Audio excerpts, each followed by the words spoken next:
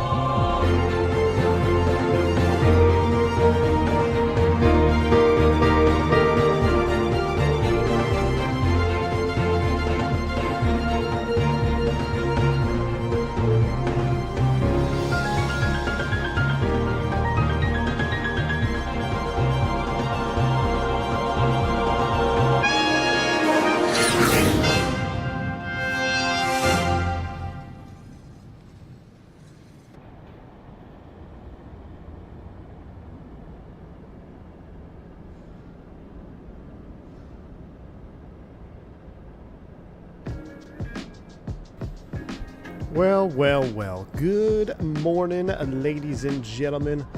Welcome back into the channel. Looking at the Continental A300 sitting here on the ramp in Mexico City. Good to see everybody here. Meatballs making me hungry now. I bet I'm glad you're making me hungry, my man. This is the meatball livery. Wow, that's a disco ball right there if I've ever seen one. Good night. We're going to need to turn that sucker down. Here, let's go to this side of the plane so all the Microsoft haters don't have something else to complain about. Anyway, this livery is the Juice Gray shirt. I agree. What's going on? Callie Simmer in the house. Good to see you. This proud bird with the golden tail is such a special place in my heart. Happy Friday. Happy Friday indeed, Callie Simmer. I got to apologize, y'all. I'm dragging a little bit this morning. I got some tea here to help me kind of get back into my groove. Little kid, our middle child last night, not feeling good, so up all night. And if you're a parent, you know what I mean. All night long. It's a bit of a drag this morning, but we're going to get on it. We're going to do a little flight simulation. We're going to take this bird from Mexico City up to Houston, Texas, the great state of Texas. Now, I wound the sim time back to about 6 something, so it's 6:15 or 6:16 in the morning right now. So the sun is going to rise, but we're going to have a nice sunrise departure together as we load up and get out of here. Looks like they're already closing up that forward cargo door. That looks good. Your terminal is looking a bit sus. Mickey G, 100%. The default airport is not the juice. Can confirm. Default airports are not the juice. But look at those city lights. That is the juice right there, my friends. This is 2024, Jared. This is 2024. The best sim, the only sim, my sim. And if you don't like it, that's okay. Because guess what? It's my sim. Whatever sim you like, fly your sim. That's what we all have in common, right? Whether you fly 2020, 2024, X-Plane, P3D maybe, kind of. I'll pray for you if you still fly P3D. But yeah, I'm just kidding. The collective enjoyment of flight simulation is why we're here, right? So let's have ourselves a day, y'all. Let's get this bird fired up. This is kind of like a proving run here for this iniBuilds A300 number 2. So we're going to, yesterday, if you weren't around, we had a wonderful flight. No issues, no bugs. I was pretty darn surprised because for me, the iniBuilds A300 has had some issues in the past, at least on my system. I was pleasantly surprised. So let's give it another shot. Test number 2 coming at you right now. So let's go. FSX on a 20-year-old computer. Let's hey whoop. Hey, listen, man. I bet you got your FSX so dialed in right now. You're more dialed than anyone else here in the chat, man, because you got that FSX on lock. So I totally understand that too. Everyone's got different hardware limitations, right? Sometimes you just got to sim what you got to sim, and that's but guess what?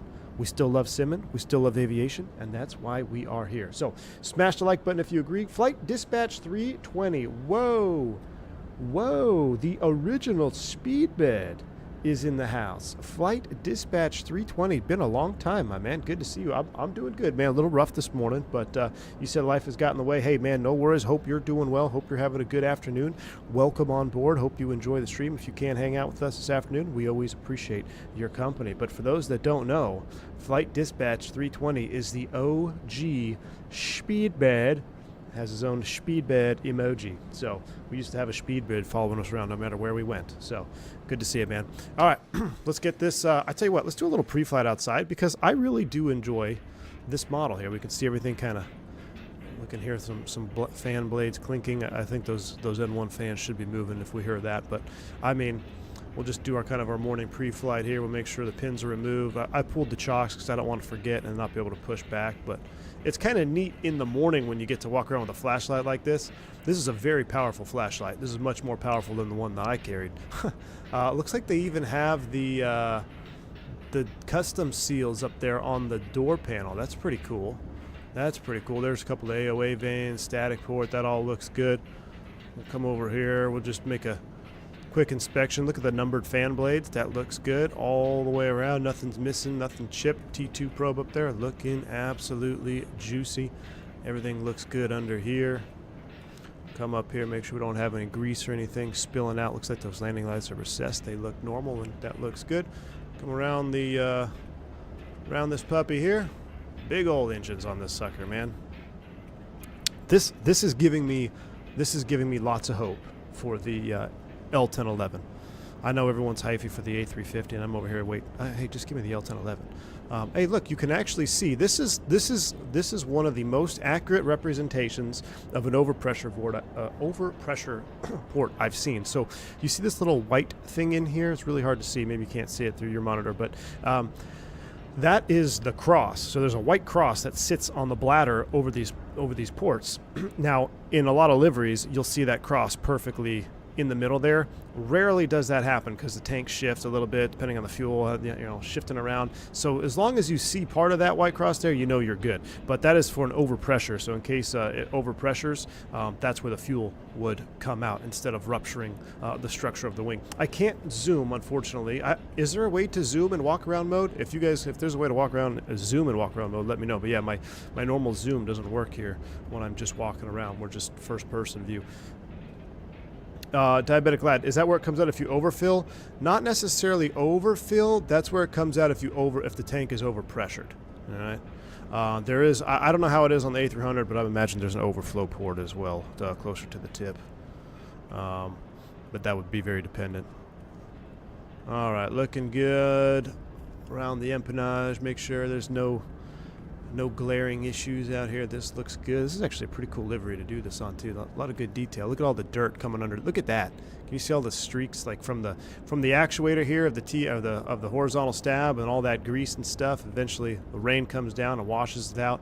Good flashlight power here. Check the leading edge. Very good. Very good.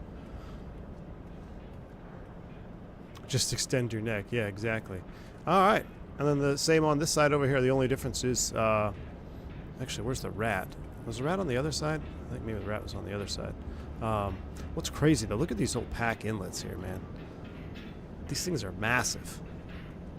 Massive looking inlet things here on the belly. Oh, now this is cool. Anybody know what these are?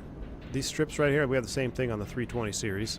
This is actually a pretty important piece of engineering right there. But, all right, that looks good. Let's get out of here.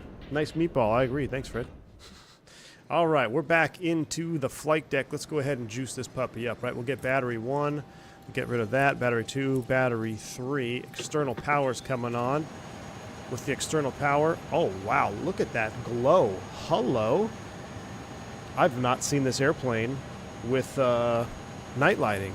That looks pretty epic. Let's go ahead and juice up some additional lights, though. We'll get the floodlight on right there. Oh, yes, please. Yes, please. Now, where's the... was there more lighting on this? So those are up, those are up. Those are the displays. There is a floodlight somewhere in here. Dome light. Ooh. Storm light. Ooh. Ooh, the storm light looks good too. Wow. Hello, gorgeous, my old friend. Exactly. Electric wires outside the tank. Correct. They are the only... so I don't know how it is on the 300, but on the 320 series, I imagine it's the same thing because it's an Airbus. So in an emergency electrical configuration, you can still run one is a DC. There's one strip for the emergency backup fuel pump, so you can run one fuel pump from each wing tank. And that's where it is. So very, very cool. I actually kind of like the storm light on right now while we're sitting at the gate. But let's go ahead and juice up the rest of the cockpit here. So we'll come all the way up to the top. We'll get our ADIRs 1, 2, and 3. That looks good. I'll put you over to heading an STS on pause 1, just because that's what I used to always do with those ADIRs. We could turn the galley power on right now. Let me keep this on while I go through here. We'll get the seatbelts off. No smoking, can stay in auto. We'll put the nav light on for right now. That looks good. Everything looks good over on this side. We'll turn the crew oxygen supply push button on. That looks good. With that done, we're going to go ahead and turn the dome light off because this is just way more juice like this. This looks epic. We'll pull out the little standby attitude indicator here. Roblox terminal. Yeah, I know. But that, listen, 2020 was the same way. It's just going to take some time.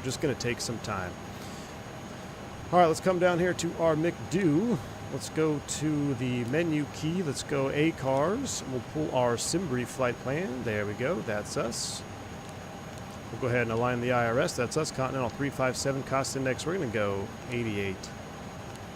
We're going to juice it up here a little bit. Did Jeffo buy those Adidas on the overnight? Oh, yeah, of course. He bought me a pair, too. White Adidas. Yeah, so yeah. She's got the black ones. I've got the white ones. All right. Let's go ahead and set up for departures. And I'm also going to go over here and do the weight and balance. Let's upload from the SimBrief. We'll apply this load to the aircraft. We're waiting for a block fuel. If you'll notice again, it'll be like a real-time fueling situation, which I actually really enjoy. Take a look at our flight plan here. We're going to be blasting off runway 5 left.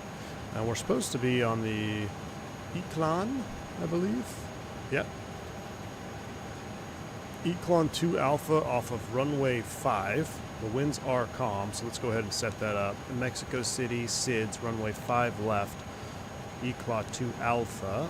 Insert. All the way up to Houston.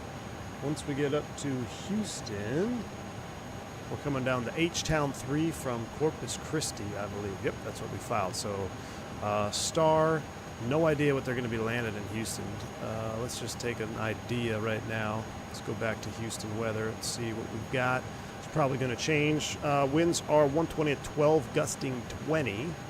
Interesting. So if we go to the ATIS, arrival ATIS, runway 8 right, or 8 left, or 9er in Houston. So they're landing east. So we will plan for runway 8 left, unfortunately. I guess we'll plan for 8 left. And that's going to be coming down the H-Town 3, right? Yeah, H-Town 3, expect ILS or localizer, runway 8 right. Oh, this says 8 right, so let's do 8 right. What the heck? That's a closer taxi. 8 right. H-Town 3, Corpus, ILS approach transition. Let's take a look at the 8 right ILSs here. Lassie or Wilma. What does the star leave us at again? The star leaves us at Wedlands, so we'll do Wedlands. We'll link it all up. We'll insert that. Beautiful. All this partnership with iniBuilds, and I still can't fix default airports. Oh, well, you mean for iniBuilds to do airports? Yeah. I don't know. I mean, it's got to be something with their time allocation, right? They don't want to spend the time. Microsoft doesn't want to spend the time on default airports. There's got to be a reason for that. Maybe because they know most people are going to buy third-party airports. That would be my assumption. But I could be completely wrong and full of it, so don't always listen to me. All right, we'll wait for our fuel. We're going to hang tight on that boarding, but while we're waiting for that, we can go ahead and get some other stuff loaded up here. Now, these are all real time, so I'm wondering if I go to the takeoff, we'll sync this up, 5 left, weight 236.4. Now, is that actually going to be the same, or is that now? Yeah, it's going to change. So we need to wait just a little bit until we get our final numbers, and then we'll run the perf takeoff speeds right here for our departure. So with that all done, I don't see why we can't start the APU while we're waiting for fueling to finish. So let's go ahead and get the master switch on. And here we go. Start an engine. Oh, nope, that's the wrong start switch. Don't do that. Start the APU. Let's go. Oh, yeah, sun's coming up. Juice. When are you going back to take us? 2025, the Embraer, missing some E175 action. Man, 2020 is dead to me, bro. I can't, I'm going to be honest with you. It just doesn't motivate me anymore, you know? Like, sitting here thinking for a stream, 2020, I'm like, it just doesn't seem fun for me. It has nothing to do with if you like that sim or whatever. Just for me, I have a hard time getting excited. Oh, look at that view, though. See? Come on. Tell me that doesn't look sweet. Look at the mountains up there on the hillside. APU's coming up. Start the chrono. Buenos dias, caballeros y damas. I don't know what I just said. But good morning, Stephen. When PMDG goes to 24, it's over. Yes. Absolutely. And I fully stand by. I mean, I think they're going to be. I think they're going to crush it. I think they're going to crush 24, just like they always do. Heck, it may even be an opportunity for them to juice up their 7.3, you know? Bring it up to the 777 standards? I don't know. I have no idea what their plans are. When do you normally start the APU in the Airbus? So typically it's going to be dictated by SOP or by the airport. Sometimes they have noise procedures. I'm pretty sure here in Mexico City they don't let us run the APU, but we're an American continental airplane, so you know, of course, we're breaking the rules. But typically 10 minutes prior to departure, that's when you fire it up. Now, if you need heating or cooling, especially cooling, you can fire it up earlier, you know. But that's also going to be dictated by SOP from airline to airline. But generally, in a perfect world, 10 minutes prior to push. So the way I look at it is, if we're pushing at 7 a.m., or I'm sorry, if we're scheduled out at 7 a.m., I want to push at 6:50. I want to be ready to go. So I'm starting the APU at 6:40, which is 10 prior to my push time. Unless it's not go home day, then of course, it doesn't matter what time I push. Hey Jay, thanks for the $3 super chat, my man. What's up? Good to see you, dude. I got to turn the alert box on. If I can find the alert box. Where are you? There it is. Thanks, AJ, for the $3 super chat. All about that stripper with swinging tassels. Listen, you can't talk about Zippy that way, as AFO said. Exactly. So, yeah, watch yourself. Now, hey, man, dude. This sim is it's too good, man. It's too good to put down. All right, we got our fuel on board. Let's go ahead and get our fuel tank pumps on now. We'll go like this. Wonderful. We'll go ahead and turn the APU bleed on. We'll get some condition in. I'm going to have to turn the sim down, right? Because this is where it gets kind of loud, I think. I'll turn the sim sounds down. Hopefully they're not drowning me out. The packs are pretty loud. This is an old bird. This is an old bird. We'll get our ATS pitch trim on. Oh, we're not aligned yet? We may not be aligned yet. We'll go ahead and get the window heaters on. We'll get the pitot heaters on. Fueling is complete. Seatbelt signs are coming on. Let's come down here and take a look. Nav accuracy upgrade. Okay, so we just got it. Wonderful. Block fuel, check. 28.5. Zero fuel weight. 21 gross weight. 238.8. Zero fuel weight CG. We're going to put that in. Let's go back to our weight and balance. Now that everything is done, zero fuel weight CG 2738. So 27.3. Oops. 27.3 goes right there. I'm going to turn this dome light off now. Oh yeah, this is the glow I want right there. This is the glow. This is so, I could smell this cockpit right now. I could smell this cockpit. Alternate gas 4.8, that looks good. Next page, we're all set up. Let's go to our takeoff approach information. Let's go ahead and select this now. So we need to go here and re-sync everything. Yep, 239.6. 1515, air conditioning on, force Toga off. Calculate, flex of 63, 54, 63, 63. And then we'll do that up here. We're going to get this back on now. Unless we hit 250 likes, we're doing we're not going to do a Toga. That is a flex 63. We might have to flex. Actually, not screw it. We'll go Toga. Get 250 likes. We'll go Toga. Rusty, my man, thank you so much for the 10 gifted memberships to the channel. Rusty, very, very kind of you. Welcome on board for all the new members. I am working on part 2 of my last trip. So for commercial pilot, make sure you check that out. But Rusty, thanks again for the 10 gifted memberships. Very awesome. All right, we're going to set 163 here like this, and we're going to push it in, and then we're going to pre-select 250 knots. So I got it working now. We're going to go DH -5. We're going to go DH -5. We're going to get constraint modes on. We also need to get terrain up. That looks good. All right, we are ready to go just about. Let's verify a couple things. Let's come down here to this panel. I probably should change this view to right here. I think I'm going to set this as a new view here because I kind of zoomed out on that last one. All right, new view is saved. Let's go to the tune. We're going to squawk no ATC online. We're going to squawk 2000. We're going to put you in TARA. We're going to be on 22.8. Gosh, that's the one thing I don't like about this is you have to be very specific. 122.8.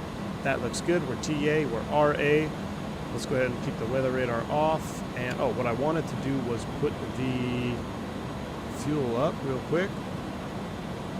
Yep, it is balanced and on board. Okay, cool. Just wanted to check that. I think we're ready to push. I guess we can turn terrain off while we're on the ground. Just painting green in front of us. All right, I'm ready. Magic barrel ref, altitude is set. We're going all the way up to 370. 370 is set. Profile and nav. Let's disconnect and get out of here. Got the airplane fully loaded up on its own power now. Power transfer. I love the details of the clicking of the switches. So awesome. So awesome. Let's go to the ground equipment. Let's go ahead and remove the GPU. We're going to close all doors. Well, we just opened a door. When moving 2020 and 24, do I need to uninstall airports and aircraft and install 24 folder? Yeah, the easiest way to do it, Gennady, install 2020 install 2024 all alone and just start fresh, man. Don't worry about copying over stuff because it's not going to work. Just keep 2024 as clean as you can. Only put airports and add-ons in there that officially are supported in 2024, and you're going to save yourself a lot of headache, my man.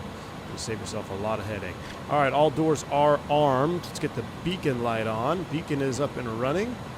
And let's see if we can't do this. Pushback.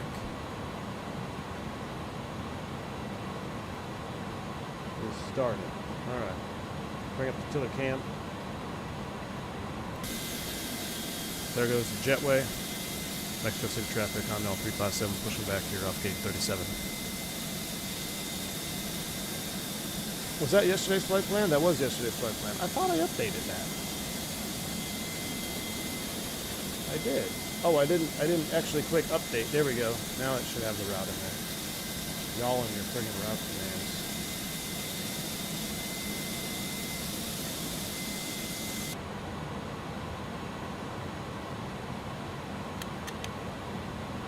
Brakes released. Here we go.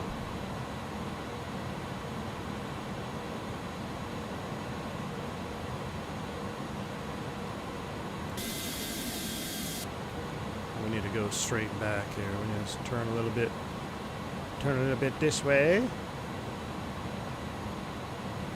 Now we'll go a little bit this way. Look at this. This is awesome looking right here. Virtual flight diaries. Thank you so much for 10 gifted memberships to the channel. Another 10 memberships. VFD, my man. Really appreciate that. Very, very kind of you. Thank you for the 10 gifted memberships, Virtual Flight Diaries. Pick one up. Make sure you shut them out and say thank you. Tower's online now. Really? Oh, Lepton, what are you trying to do? You trying to saboteur me here? Lepton's trying to saboteur me here. All right, we're going to go ahead and stop the pushback here. Pushback is stopped. Brakes are set. Tower's on 1855. I'm not changing my runways. Winds are calm. Gotta turn all these down.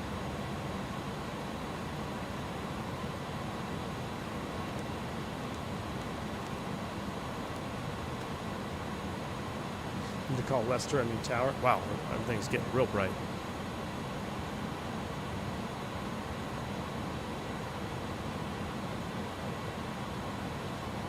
Let me turn all my stuff down here real quick. Mexico City Tower, good morning to Continental 357. I'd like to get our clearance to Houston, please.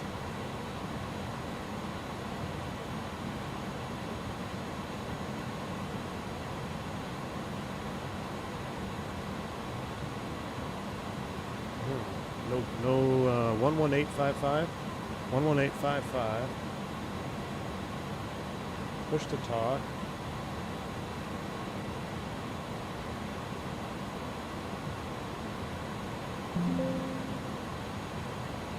Is set. What's going on here? 11855.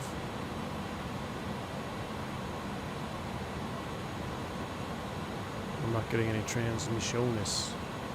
I'm not getting any transmissiones. I think V-Pilot is bugged. We've had this before.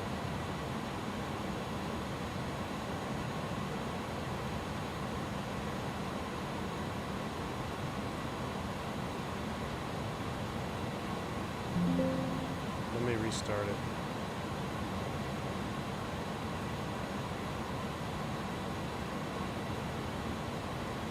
We'd call Lester, Tower.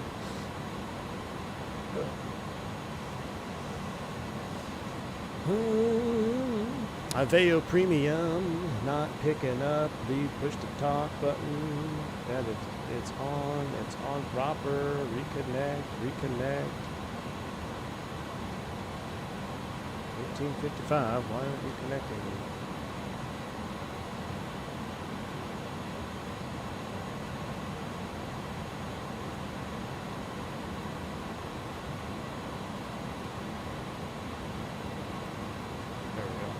Just needed the old restart. No, just needed the old restart of Aveo Premium. Mexico Tower, good morning. Continental 357, ready to pick up our clearance to Houston, please. 357, radio check. I got you loud and clear now. How many? 5 by 5, stand by. Alright, yeah, where is the PFD brightness? Aha! We gotta turn all this down right before the dawn.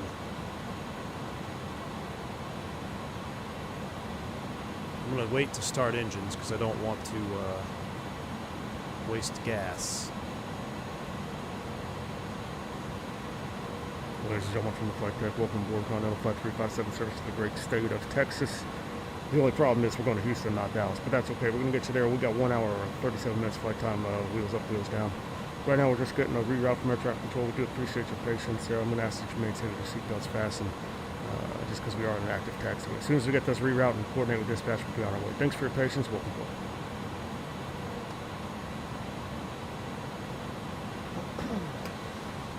aboard. My flight plan disappeared.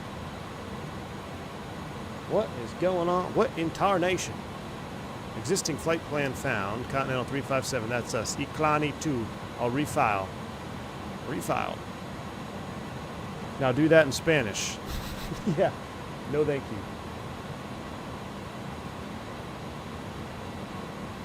Oh, I got a hack view, so you can look at this hack view right here. I mean, look at that engine. Ready to copy, Continental 357. 357 clear to Houston via Eklund, Upper Tango 139er, Mongo, then as filed. Departure runway 05 left. My man. Departure Eklund to Alpha. Climb via Eklund to Alpha to flight level 290. Squawk 3241. Alright, what did he say after? He's like some transition to Congo? Oh, Ongo. Alright, good, clear to Houston via the Eclan, Upper Tango 139 as filed, expect 05 left, climb via the Eclan 2 Alpha to flight level 290, squawk at 3241, Continental 357. Continental 357, readback is correct, advice ready for taxi. We'll call you ready to taxi, Continental 357. Alright, that's pretty much as filed. Eclan 2 Alpha up to 290. 1459, looking to pick up our clearance. Let's go ahead and set 290 here. 290 set. Let's start them up. 59er clear to Houston via Eklund. Starting one. Here we go. 139er on go, then as filed. Climb via Eklund to Alpha departure. I'll turn up the sounds a little bit.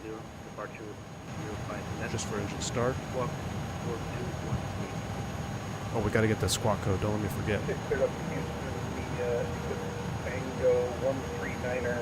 Actually, let's let it motor for a second. 3241 on the squawk before I forget. 3241. Up 290, departure 5. She's up and motoring. Squawk Too long. 4213.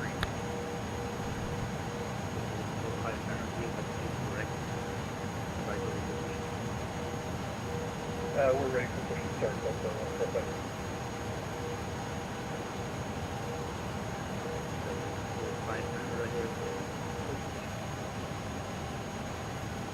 Hold it. Son of a gun, that's in crank.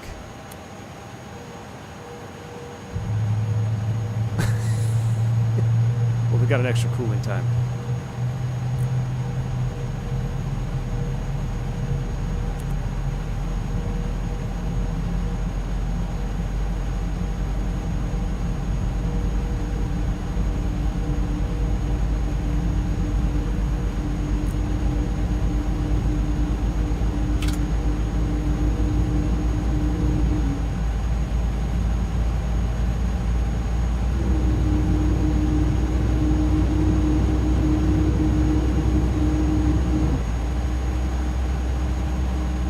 Let's go ahead and start number 2. Let's monitor this start up here, and then we'll go to the wing view.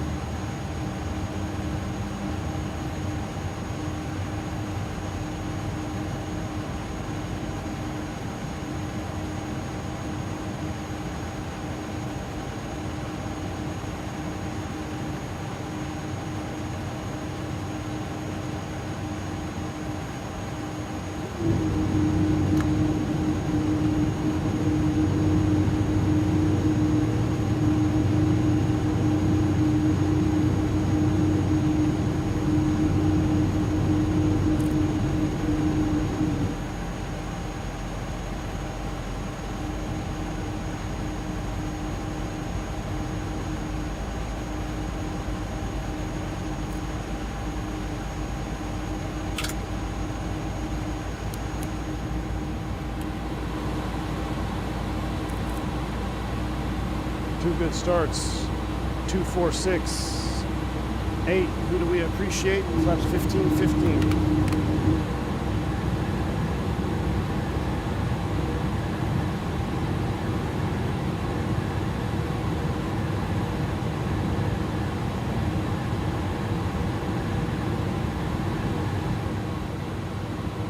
Flight controls.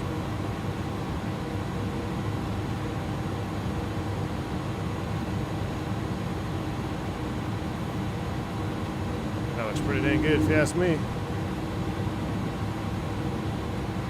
Alright. We're up and running. Magic Wheel ref update. Check. Let's get out of here. Trim. Hold on. Trim needs to be... Wow, that EFB is super bright. I don't know how to turn that down. I guess maybe up here.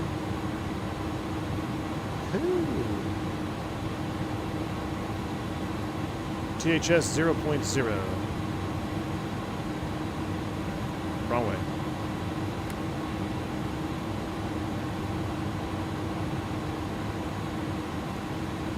New Mexico City Tower, Continental 357, ready taxi.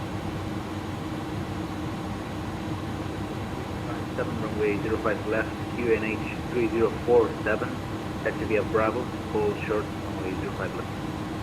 Taxi 05 left, Bravo, hold short 05 left, Continental 357. Let's go.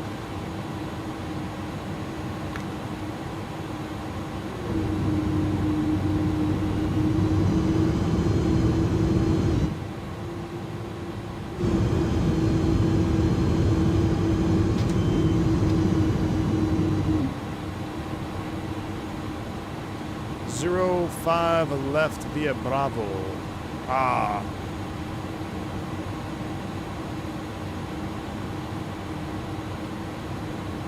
Back over here.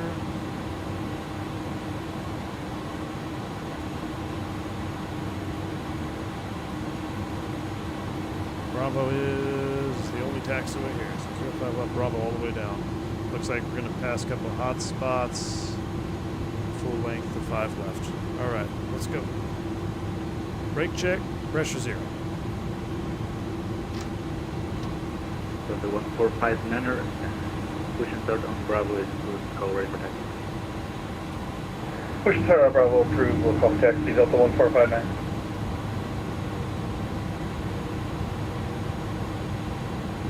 The little undulations in the ground are awesome with the wing flex. Super juice. Spinner texture still downloading? Nah, it might just be a livery thing. Like to have a little white thing on there.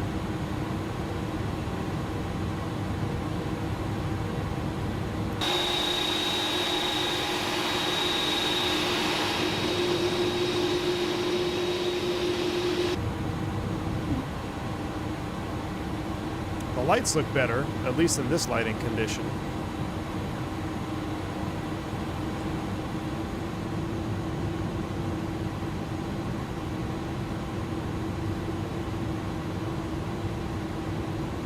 Taxi all the way to the end, unlike the amateurs. All right, we'll go all the way, full length.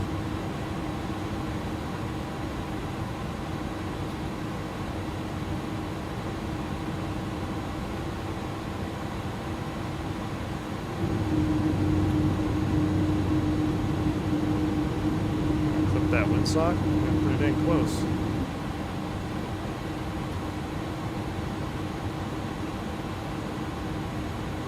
Which one's better, A300, Pratt & Whitney, or GE? Man, I don't really know if there's a difference, to be honest with you. I mean, there is a difference, but like one is superior than the other. I'm sure Gustavo will have his opinions for you. I just fly whichever one has the livery I want to fly on. You want me to do a rolling takeoff?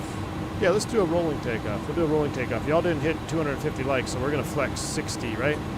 Is that what it was? It's flex of 63.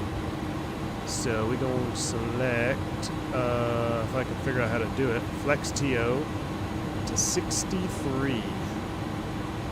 Super mid. Well, look at that. We're only getting 94.3% thrust for you middos. Pratt & Whitney has a FADEC, the GE doesn't. Interesting, really. Well, in that case, I like Pratt's then. Engine pressure ratio. All right, full length is Bravo right here. We are ready to go. Not Alpha 2. So 357 heavy, runway 05 left, wind is calm, clear for takeoff, airborne, 13 Unicom, 2 to the flight. Airborne monitor UCOM, runway 05 left, cleared for takeoff. Continental 357 heavy. Thanks for the ATC. All right, line them up. We're clear to go. Flight transfers for takeoff.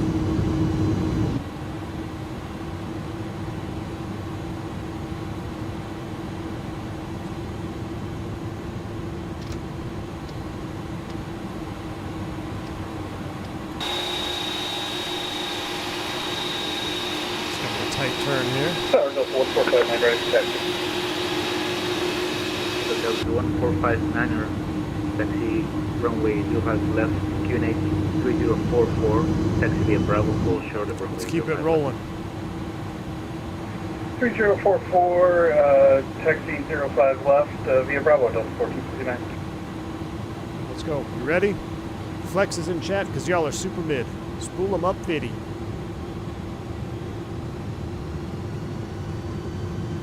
Flex.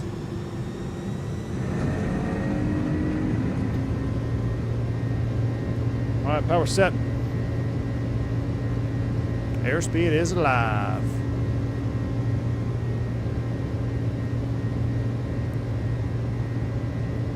Knots, thrust set. 100 knots, check. Wow, this is a much longer takeoff roll with flex takeoff.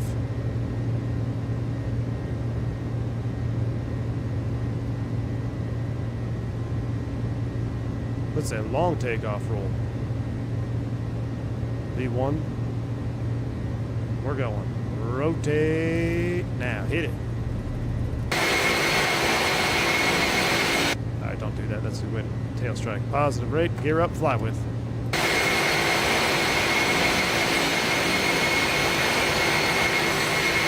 So smooth. Feels so good. That really feels good. Back up just a little bit more than that. Looks like our climb thrust is actually more than our... Yeah, our climb thrust was more than our takeoff thrust. That's interesting. I wonder if that's possible.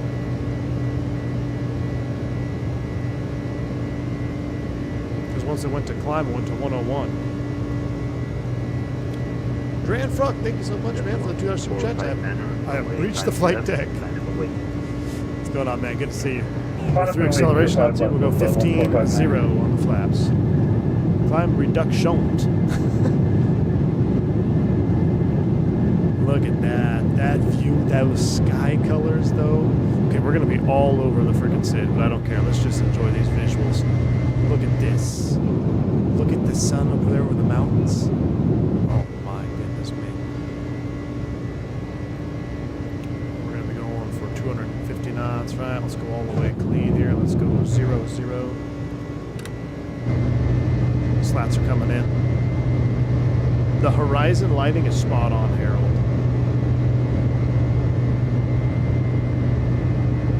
Overcast there says our performance software limits max flex to climb thrust. Yeah, see, that's kind of what I figured. I think that's the same for us, too. I really have never... I don't know what... That wouldn't make sense to have a climb thrust more than your reduction. Alright, over to Unicom 22.8. We're climbing all the way up. We'll wait till we're 10,000 AFE here before we get our lights off. But that horizon sun line, like, oh, that is what the dawns look like. That is so beautiful. So beautiful. And we're just going to do this. We're going to go,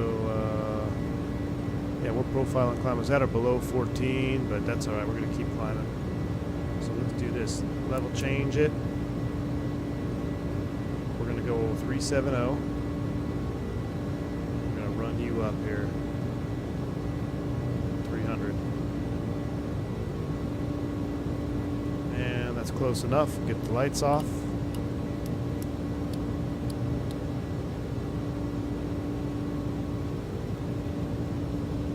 Slight right turn. Oh my. We might have to turn the autopilot on. The sun is going to be popping up right over here.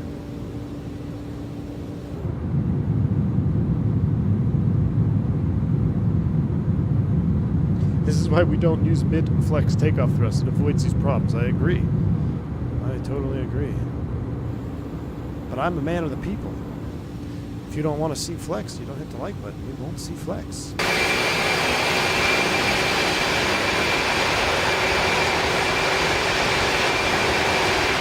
Oscar says, I'm so juiced up right now. We're all juiced up, brother. We're going to trim it down a little bit here so we can actually get on speed here. Accelerate to 300. Look at the shadows on the A pillar. This is real life. This is real life.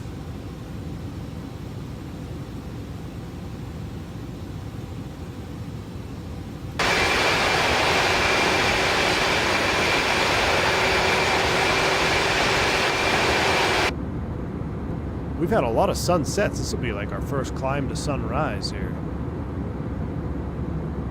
We use 15, 99. Oh, it's coming up. Let's watch it from the flight deck. Let's do this. Let's go autopilot 1 on. You do the auto. You fly the airplane there, ma'am. We're going to look at the sunrise here as we climb up, because we're going to meet the sunrise, essentially.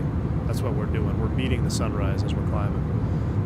We use 15, 99% of the time. Only on some performance critical flights, it might be 15.0 or even worse, or even 15.20. Wow. Contaminated is always 15.20. Overcast A300, thanks, man. I appreciate the info. We can keep that in the pocketbook for future takeoffs.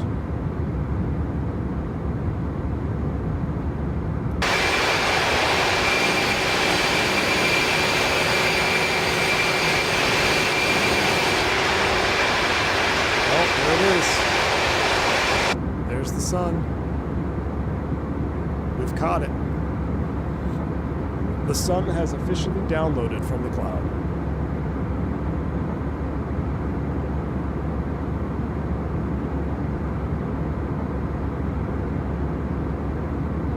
Keith, we're going to have some fun Vision Jet tonight. We're going to have some fun Vision Jet flying tonight.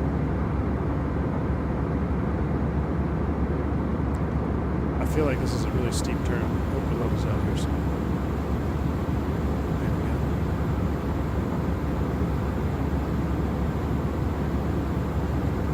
Go. I'll show you realism mode here inside the window. Oh my goodness. Alright, that's going to be the new safety. That's actually better than the outside. Cali Simmer, if you want to always alert blocks. I sure did. My alert block? Yes, I did. I did. Cali Simmer. It's alright. So Cap, I'm thinking a great test of 24 would be a long haul, like one of those 14 to 15 hour jobbers. So what say you? And what latte or tea we rocking today in this gorgeous golden bird? Callie Simmer, thank you so much for the $10 bank angle check. You know what? We might just have to do one of those long haul 15-hour jobbers. You know what I'm saying, Callie Simmer? We just might have to do that. We're rocking, so here's the thing. I guess I sold out Starbucks on the honey citrus mint tea.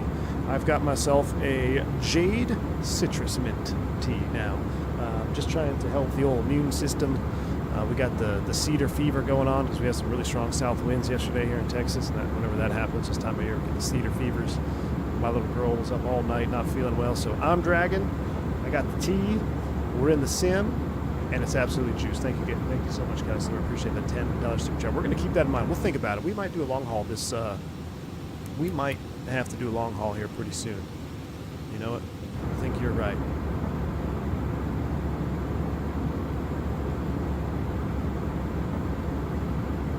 I took a sunrise pic a while ago. It looks exactly like this. I'm telling you, Mickey G, this sim is the juice, man. We got to get to Cape Town. You're absolutely right, Team Bob. Got a little mini Africa tour, maybe? Mini Africa tour? Could do that. Is the A400, well, I guess the A400 bug of it being minus 0C or whatever and having no engine power wouldn't really be a problem in Africa, would it? I don't think it would. Let's go ahead. Oh, we're already at Mach. Let's go ahead and accelerate to, let's do 7.8 all the way up to 370. This is just too good. This is just too good.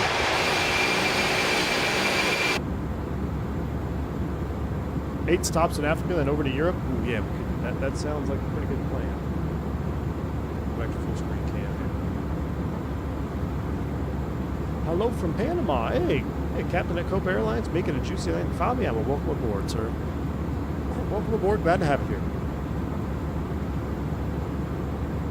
Where are you guys watching from? Denmark here. Tia, well, welcome aboard. Long way away from home, man. For me, long way. Denmark.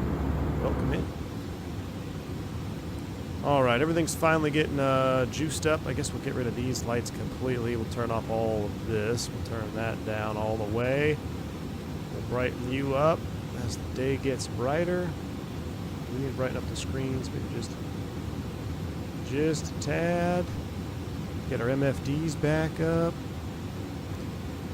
It's morning time now. The smell of coffee. We get our DHs off, disarm the speed brake. That looks good. I forget. Is there an off position? I always forget. Is there an off position in this thing? Or do I just leave it up? One more bank angle check to the right. We'll pretty much be on our way. Let me go to the settings page. I'm really enjoying the external engine option here for volume. Yeah, there is an off move lever. Oh, you know what? I can't move the lever because it's bound to my hardware. I have to fix that. That's right. So I have it bound to my gear lever, which I can't use the gear lever in this bird because it has a 3-position thing. What does it do when you... I forget. It does something. It inhibits something when you keep it in the up position as opposed to off. I forget what it is, though. We might just leave it up.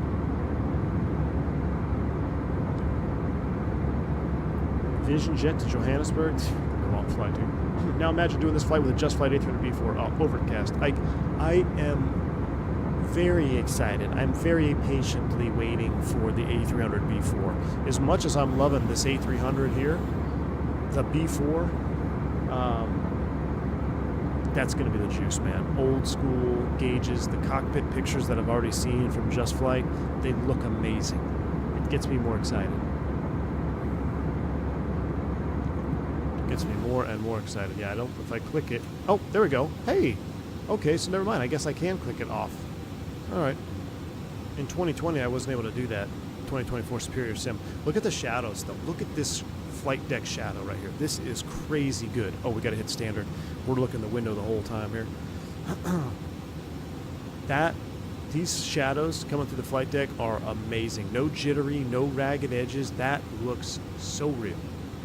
Got a bolt, Tim K. Take it easy, man. Have a good afternoon, my friend. Nah, it doesn't work the same, Team Vodka. You're wrong. 2024 Superior.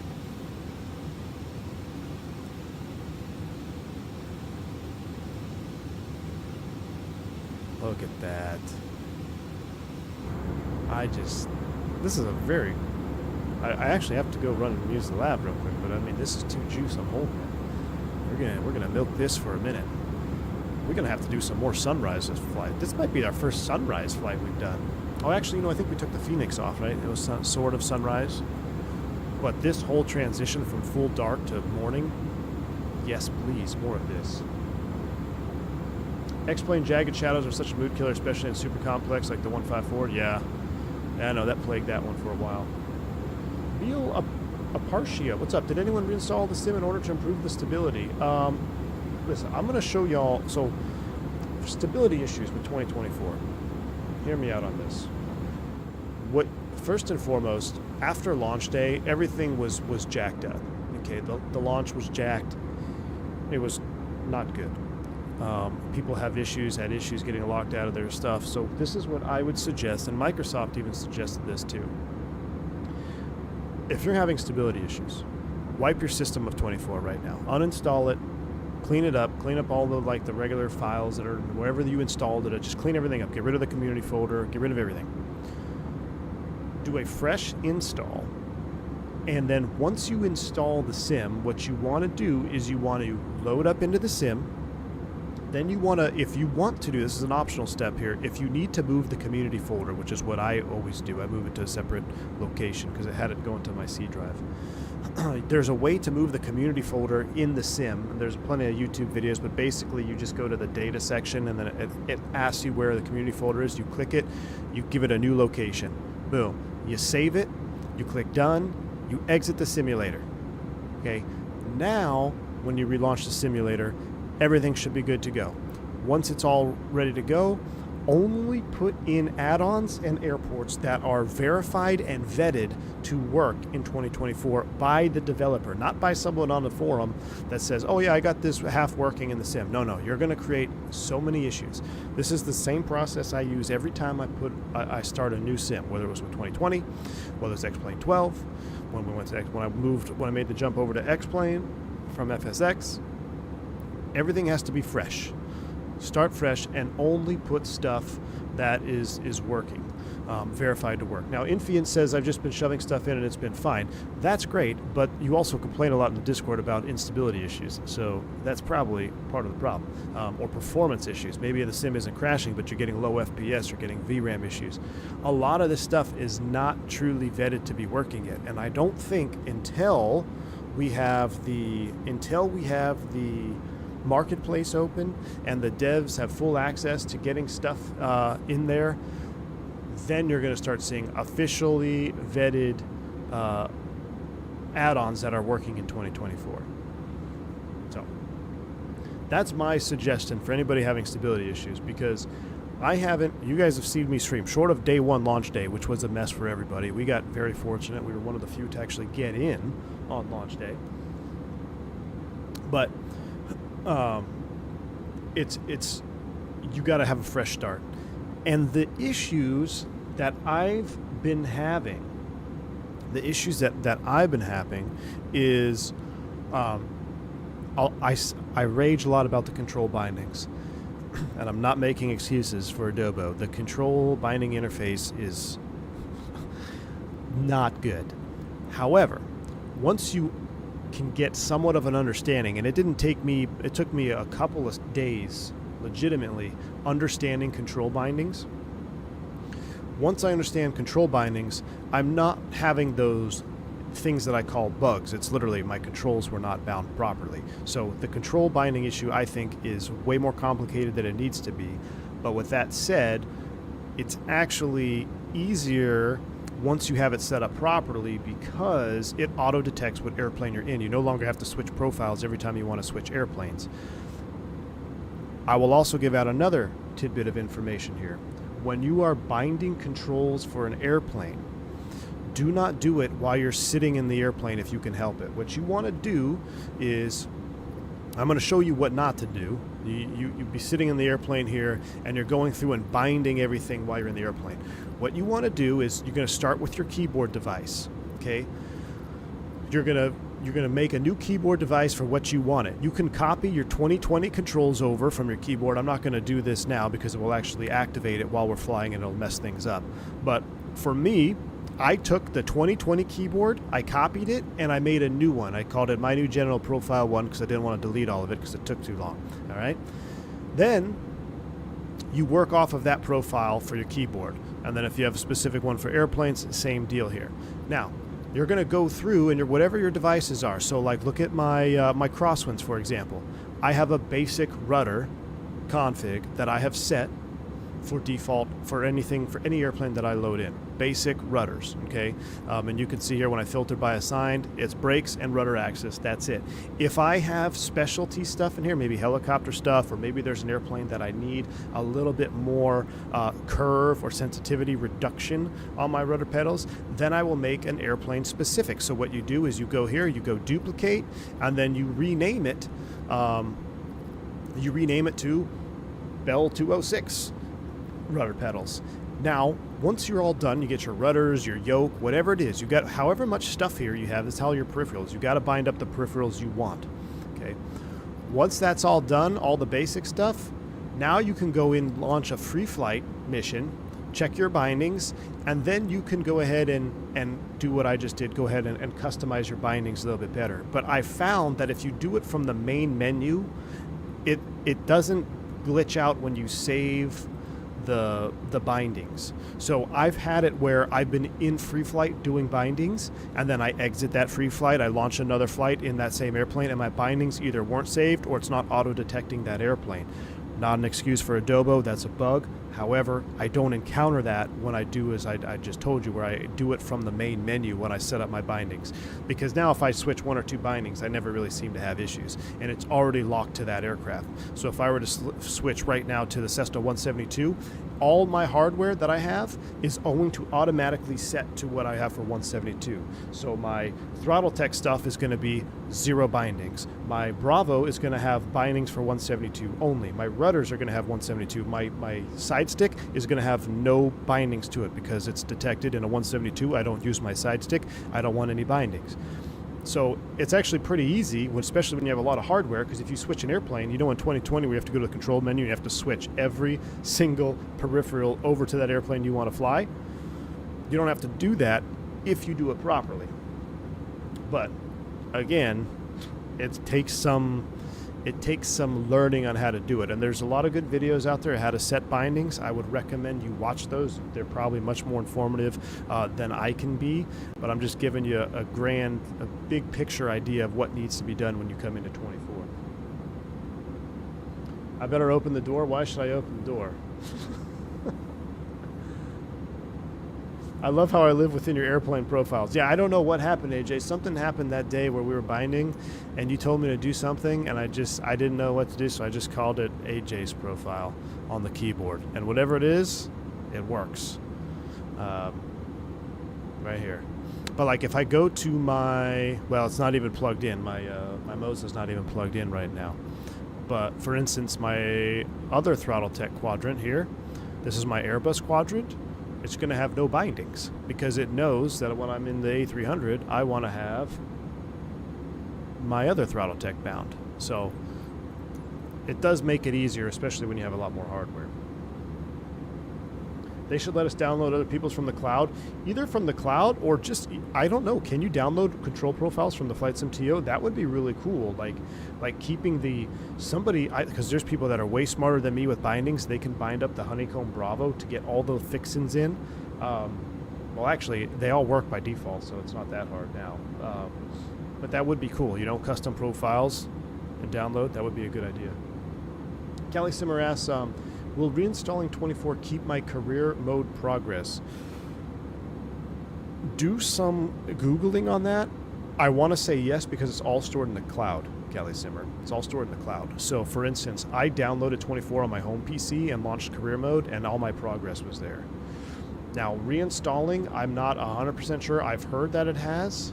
There we go. Tipsy Penguin says yes, done it twice so far, did. So yes, it will save because that stuff is stored in the cloud. Right? Get some cloud emojis in chat.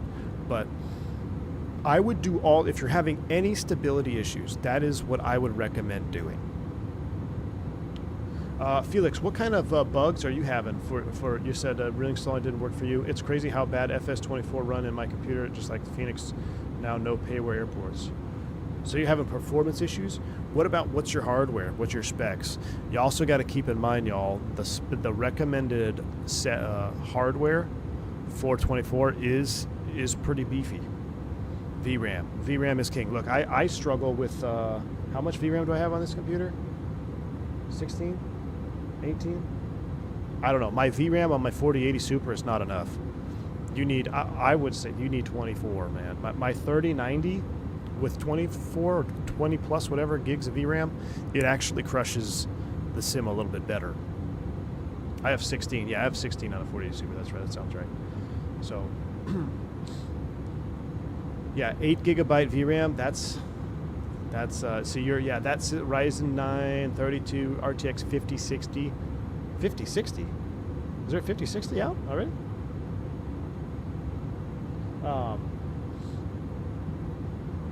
Yeah, I mean that's the thing. I mean the hardware requirements are more than we may be accustomed to. Now 37, that was our final. Was that what we filed? I believe it is.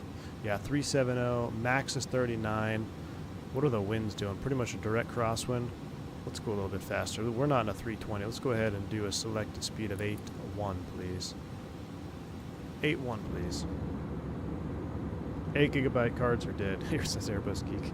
Yeah, 4060. There you go. Yeah, Felix, and that's where, you know, unfortunately, you know, I always want to be careful when I speak about this stuff. Number one, because I don't know near as much as a lot of you guys that are really into hardware. I just know the basic stuff, and unfortunately, the 8 gigabyte cards are pretty much like where simulation is now. It's just not.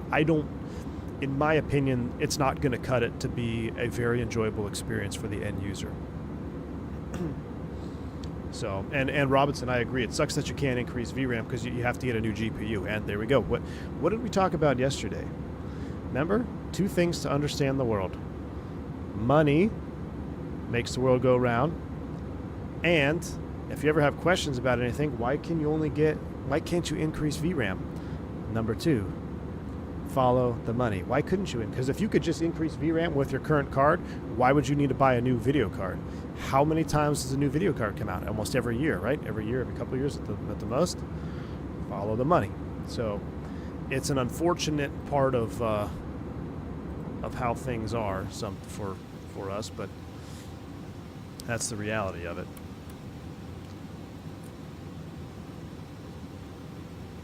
Trying to get terrain mode on here, see if we can go out here feet wet. We might go to 39. We're getting a little bit of light chop here at 37. We might go to 390 here in a minute. I'm just vibing with this sunrise. I'm 99% sure my issue is due to 2080 Super only having 8 gig. Ah, Infiend. Yep, there you go, man. See? Yeah. Yeah, I would say that's got to be it, man.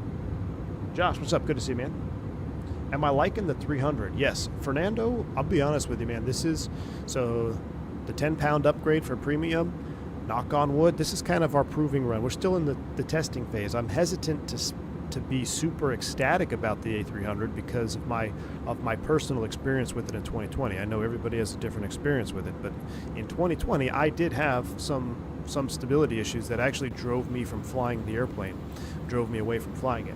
So far, we had a wonderful flight yesterday, and right now, things are looking really, really good. Look at this wing flex. Look at that chunky wing out there. I love how thick that wing is and how it's flexing. That's awesome. But so far, so good, man.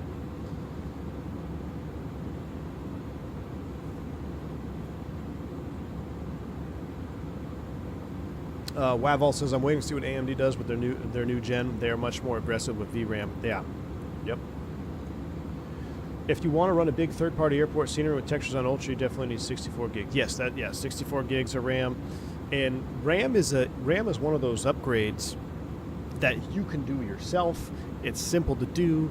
And right now, it's actually not that expensive. It's been more expensive in the past. Right now is a good time to boost your RAM. You know, I always go 64 gig, and it's just, I'd rather spend a little bit more to future-proof me than cut a corner and have, you know, run it at the limit.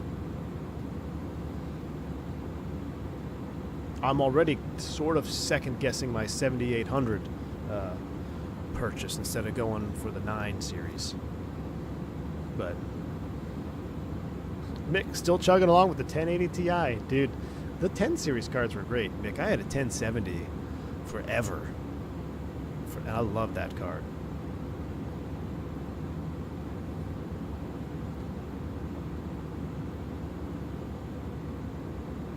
$64 gigabyte good, but 98. Keith, can you get 98 gigs of RAM? Can you really? Can you really get more than 64 gigs of RAM? I'm trying to think. I guess you could. You could get 4 sticks. What's 98 divided by 4? Not quite. You can get 128. I can put 192 on my board? Dude, I'm going to do that. Digital Merc says I've worked on a rig with 128 gigs. I'm going to do that. Why not? What can it hurt? I'm going to go 128 gigs. There is no point to swap a 78 for a 9800. Watch some videos, you'll see no difference between them. Okay, Michael, well that makes me feel a little better. Fanatical, overkill is good. Overkill is where you want to be when it comes to hardware. In the way I look at computers, overkill is where you want to be, because like Fighter says, one day we'll probably need 128, but number two, with anything that you run mechanically, sometimes emotionally too, but mostly mechanically. So take an unrelated topic, a boat motor. You always buy a boat with the highest performance rating for that hull, because if you go for a lower performance motor, you can get, say you get a 50 horse instead of a 75 horse, or a 60 horse instead of a 75 horsepower engine. You're going to be running that 60 horsepower wide open all the time because you want to try to get up there with the 75 horsepower, what it can do. Whereas if you get a 75 horsepower motor, you can actually back off the RPMs a little bit. It prolongs the life of the motor because you're not running it wide open all the time. That's how I look at my PC. I don't want my card to be maxed out all the time. I don't want, like right now, my 16 gigs, when I stream, it's maxed out all the time. Like it's very close. So I want to be able to, that's why I plan to go for the 5 series, like 5090, and not run it on max. V8 Tahoe compared to the V6 Expedition, there you go. Before you upgrade, check the support for the 7800 X3D, because the more RAM you have, the less speed support CPU is going to be. Right, I do kind of follow that. I'm half joking. We'll see. I'm not going to change my RAM until I have issues. For me, maybe it's just the way I build computers, but every time that I've built one in the past, my RAM is always the first thing that starts to give me an issue, so that once I have a few blue screens or whatever, and I tie it to RAM dying or bad RAM, I wipe it and get more RAM fresh. So if I ever start having those issues, I'll probably do that. But right now, I haven't really had a reason to go more than 64. Callie Summer says I have a 3080 Ti 64 DDR5 is my Intel chip, a good one. I feel it's hampering my performance. Want to switch to the Ryzen. Really?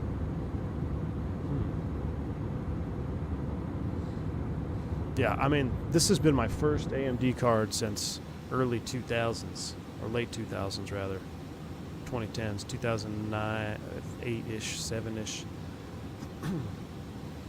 I went to NVIDIA and Intel and never looked back. Never looked back.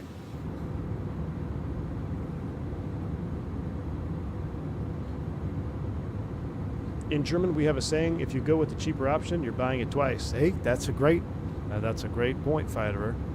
And to that point, I'll say this: if you can't buy something twice, you probably can't afford it.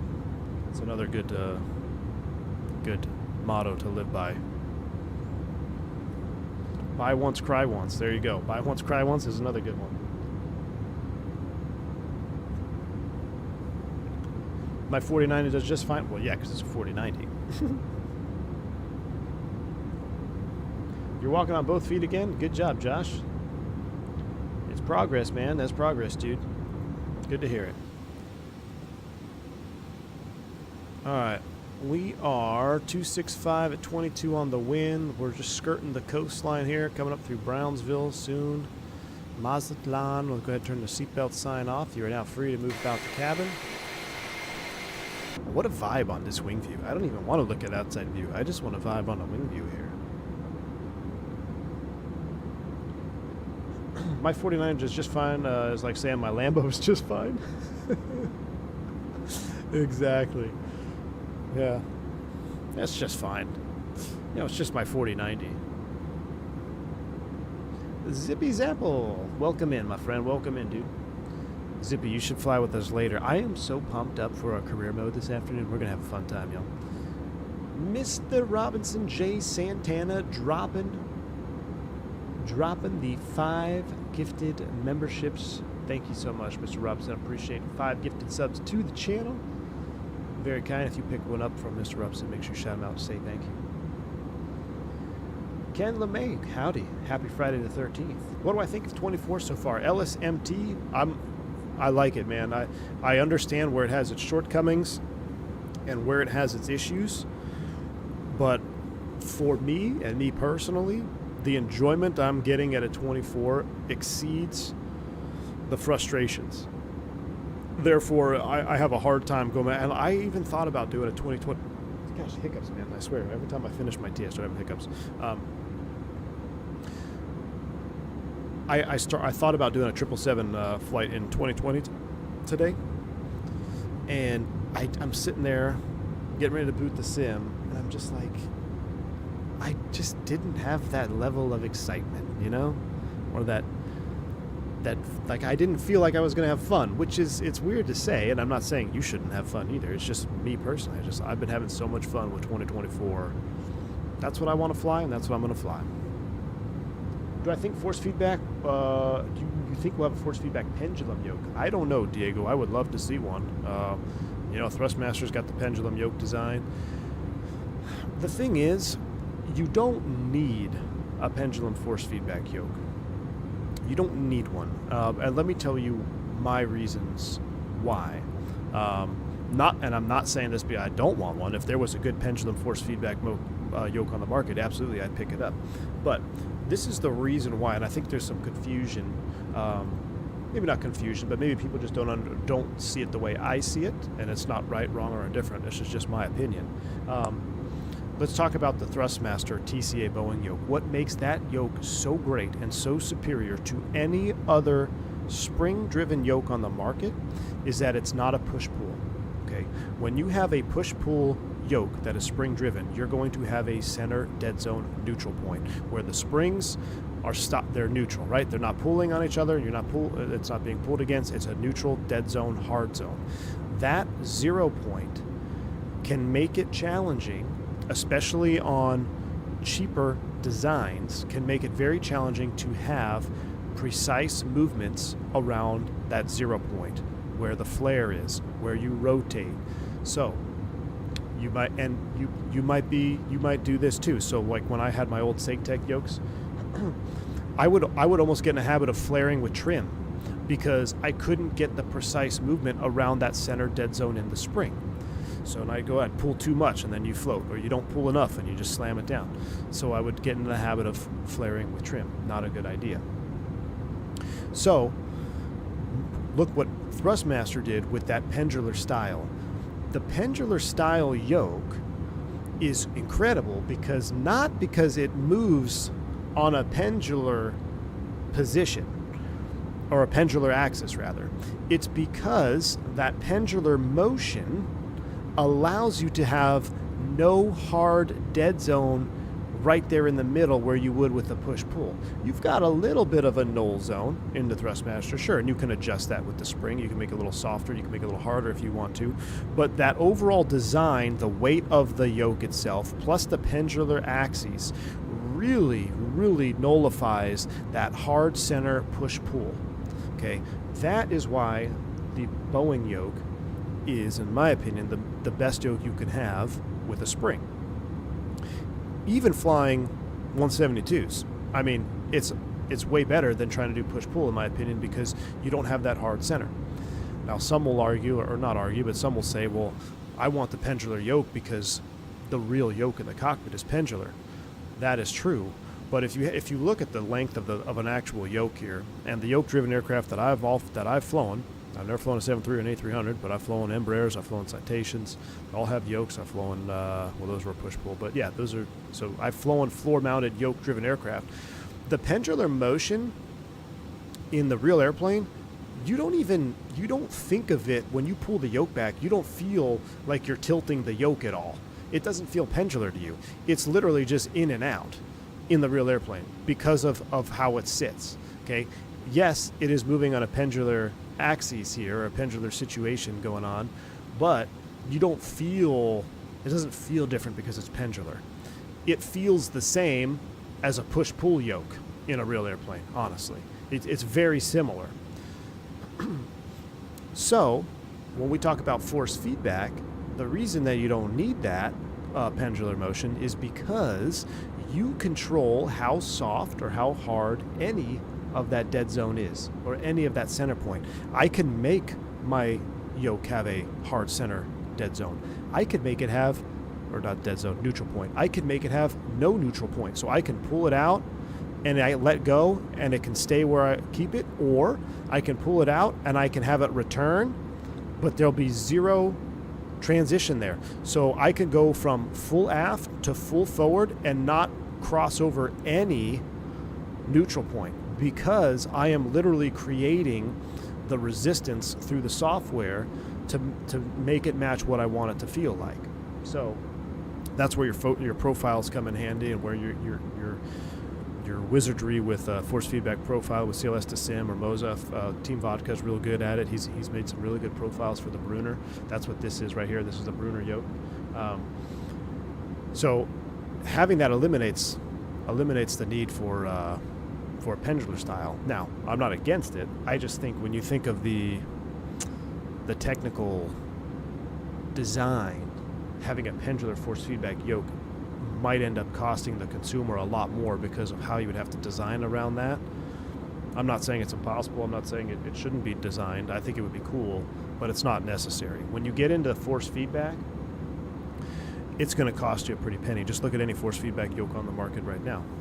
There's a handful of them, and they're all close to $1,000, if not over $1,000. Some close to $2,000. So you got to try to keep the cost down somewhat, right? Having a short pendular force feedback yoke, in my opinion, is unnecessary, especially if it's going to drive the cost up. So whatever, I just want someone to make a force feedback yoke, whether it's pendular or not, that is effective yoke. It does a good job, it has good software, and it doesn't break the bank. You know, so I'll take I would much rather have a push-pull style than and have it be more affordable than having some large, extravagant push-pull force feedback yoke that you have to put it on the floor essentially, or you gotta have a big mounting solution for it, because that's the other thing. How are you going to mount that if it's a pendular style force feedback? This Brunner yoke, it goes all the way to the back. It's a very long box, okay, because it has to house the entire length of the shaft, and you got to have motors that can drive that shaft all the way in and all the way out and everywhere in between. So that's my little spielio on force feedback. I'm really hoping we see some more force feedback yokes coming up here on this next expo. But yeah, I use the Brunner CLS NG yoke, Shakovic. So Brunner makes two yokes. They make one that's really long, and then they make the shorter one. I use the shorter one. I haven't ever had an issue where I ran out of travel with this. I think that longer yoke is more tailored towards full-blown sim cockpit builders. And this one is too, to be honest with you. Brunner really focuses on home cockpits and certified simulators. So I think that's why a lot of their support isn't necessarily as good as I would want it to be for the price that you pay, because they really flight simulator enthusiasts aren't their market. They're going after the actual sims. Prices will drop with popularity, like it happened with direct force feedback drive wheels for sim racing. It takes a while. Yep, exactly. I want a fast car that gets excellent gas mileage, and I carry my 3 kids in.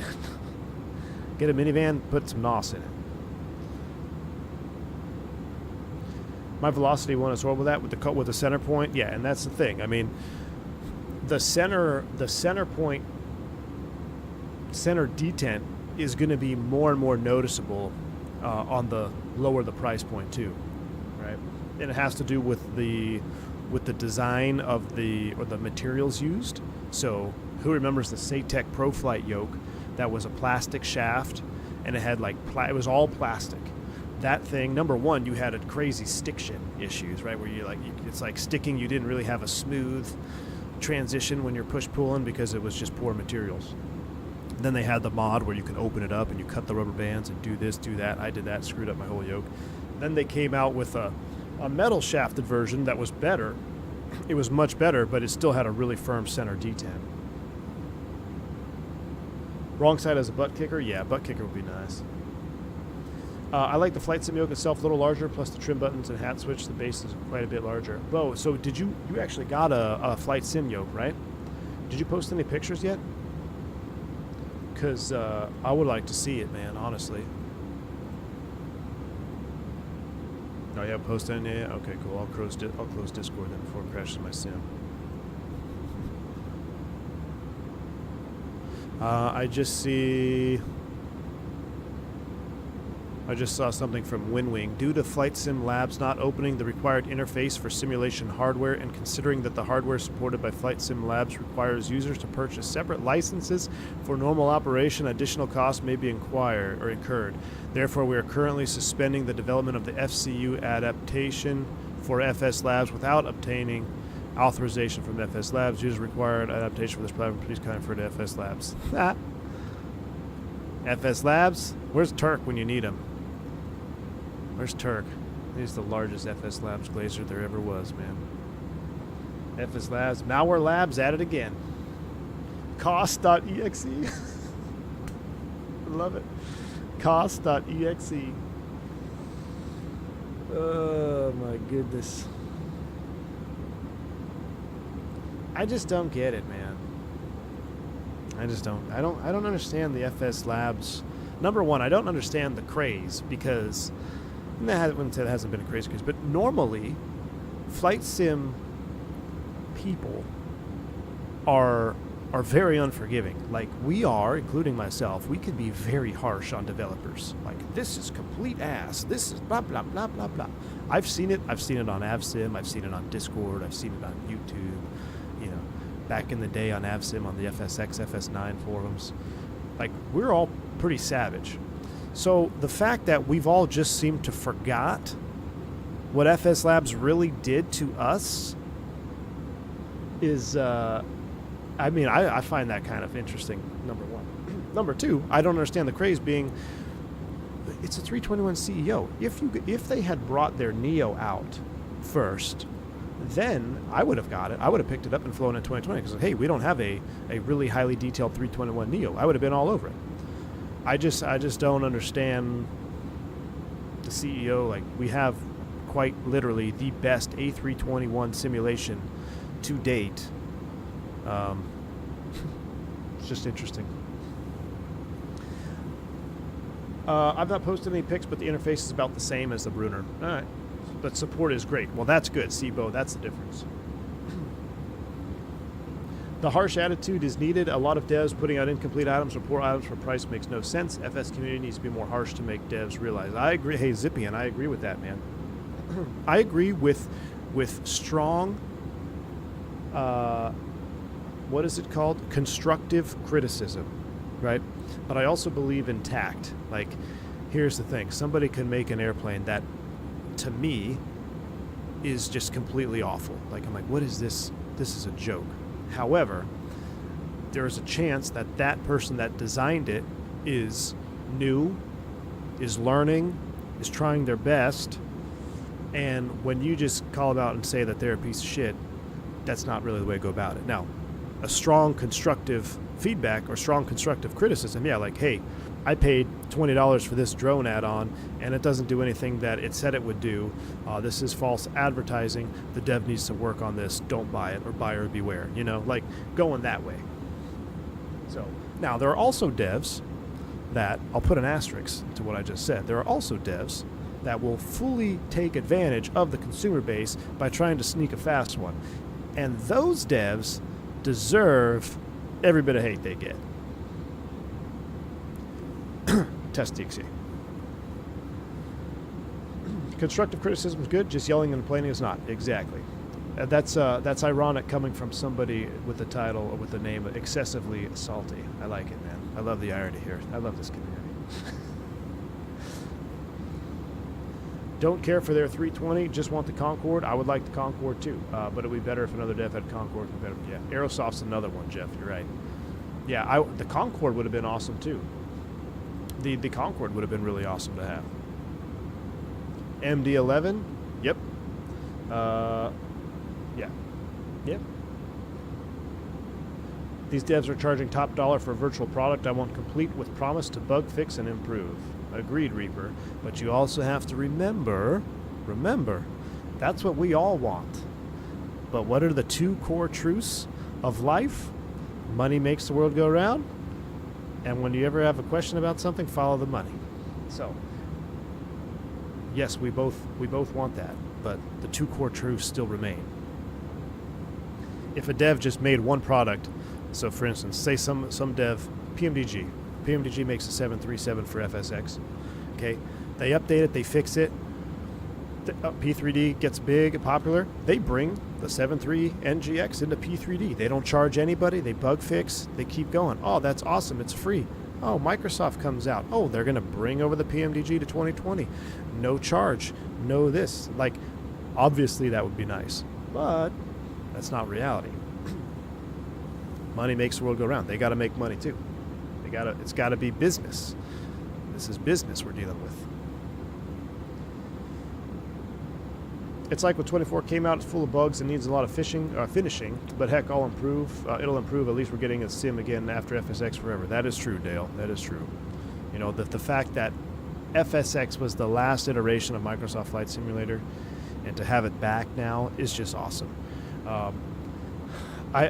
My biggest fear, not really fear, but like my biggest hesitation is the whole cloud streaming thing. Even with 2020, you know, we say, oh, well, you don't stream anything on 2020. That's true, but if you don't have an online connection, you still can't play because you can't log in. So the fact that you cannot, like, you can't buy something and truly have it on your hardware, on your PC, and fly it whenever you want, whether you're online or offline, I don't like that. You know, even if it gave you the base game like 2020 does without photogrammetry or whatever, just have it downloaded, I still think that would be better. But you still have to get rid of the mandatory login. I don't know if that's ever going to happen. There are devs who promise compatibility for a sim, sit on it forever, a year, sell it full price, then half-assing an upgrade and killing it. Well, AJ, what did we just talk about, man? Why do you think that happened, AJ? We're going to answer your own question. Why do you think that happened, AJ? You will own nothing and you'll be happy. Absolutely right.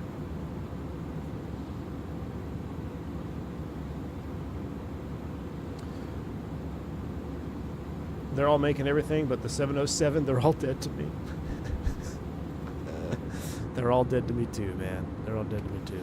I want an L10. I want a 7.2 on my 7.2 in the sim. All right, how are we looking?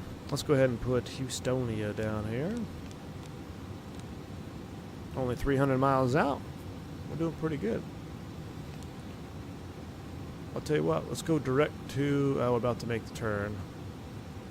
On that, actually, that's the start of the arrival. Right there is Corpus Christi. So we're getting there. We are getting there. 7.5, yes. 7.5 would be great. You can pull the tarp off the 850. Zippy, we're going to be going to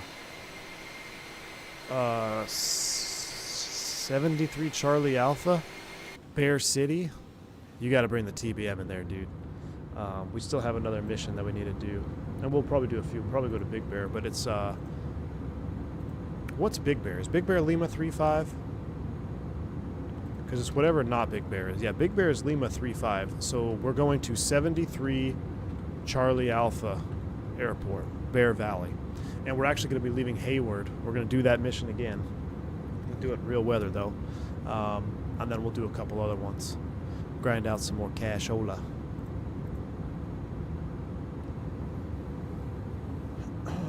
Dale, there is a 707. Believe it or not, I haven't even tried it though. Microsoft 2024 is 1.6 terabyte install for the base sim. No way you can play it completely offline. Why not? I got a 4 terabyte hard drive dedicated to 2024. Why not? I don't see why not. Make it an option. Make it an option at least. What was the result of the Barry Seal logistics poll? I believe VisionJet won, and that's what I scheduled. So whatever the results are, it doesn't matter. We're going to be doing VisionJet. But I will say this. So I did an employee mission down in South America, and let me tell y'all, we're going to have to up our game. We are finally getting. We might do one tonight just to finish out. We'll do the VisionJet maybe first, and then we might do one Cessna flight. This is where it's really going to start kicking off and being incredible for BS Logistics. Flying a 172 in the mountains of South America is very suspect. The terrain is unforgiving. The airports are extremely small. The weather is unforgiving. I did one flight, and to not crash, I had to turn on like synthetic vision and do like 2 360s to climb out of this valley. Then I started getting icing, and I realized I'm not certified for flight in a known icing, and I panicked, so I Alt-N to descent. But it's going to start being very exciting for our BS Logistics flying. I can't wait. Is the Fokker available or outing? It's not in 24 yet, Gary. It's not in 24 yet. I'm very much looking forward to the Fokker.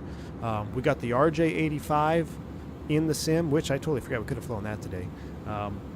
RJ85 is up and running, and the Fokker is not, nor is the 146. But they're working on it. They're working on it. No, we're not going to Big Bear Lake, Zippy. We're going to 73 Charlie Alpha. We're going to go to Big Bear second, probably, because there's a lot of missions to Big Bear. But our first flight is going to be, it's our traditional warm-up flight. It's going to be Hayward, HWD, to 73 Charlie Alpha. Give me a rough engine, oil pressure drop over the mountains. Yeah, I know, exactly. There's a small airport near me that's getting rid of their simulator for a new one. It's on sale. Ooh, what type of simulator is it, Andy B? Kelly Simmer, exactly. Note to self, unforgiving check. When are we going to transfer to Venezuela? Tonight, Team Vodka, tonight. I think we'll do it tonight. That's what I put the poll in. That was the poll. Oh, here's another thing I noticed. So I've had the 172 Skyhawk. I've had the one that we've owned. I've had it on crew mode on. And I guess the crew has been flying it because that thing is as dirty as can be now. Oh, hold on. I'm getting texts, yeah. Let's see here. Soup.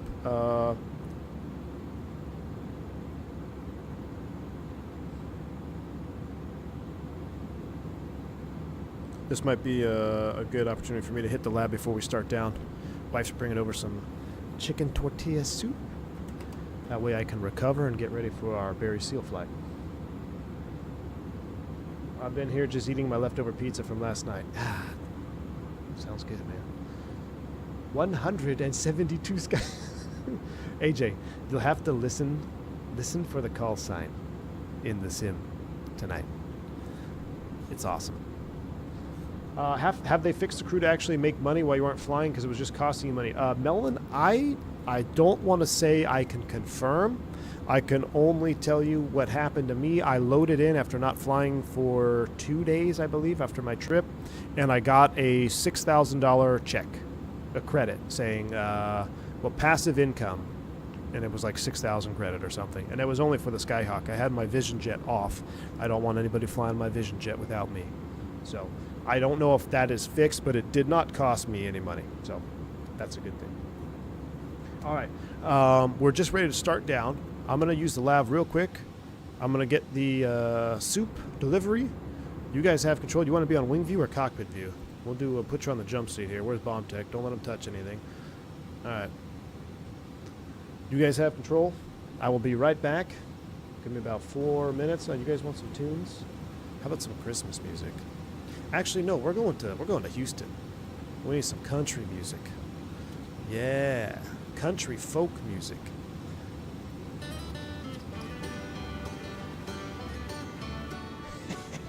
I'm going to come back. There's going to be like 0 viewers. I'll be right back.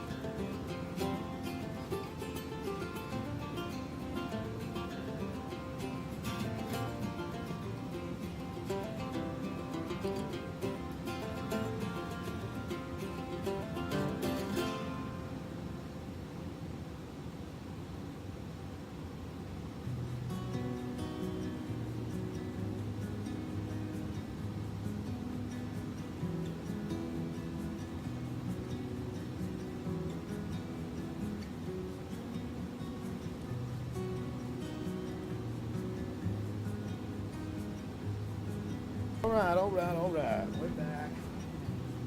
Gotta get my boots off so I don't break my crosswinds. What is this? I told you, see, no viewers left. I'm actually surprised y'all stood for that. What are we listening to? Anything good? How we doing? Not quite the TOD. Let's get back out on our vibe view here. Chat went to hell? Oh no, I'm afraid to scroll up and read it.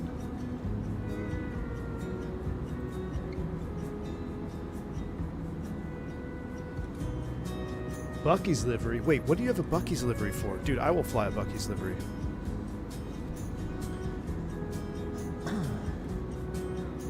I'm in Philly. You've never been to a Bucky's? Andy, my man, you gotta get to. There's a Lear Bucky's livery?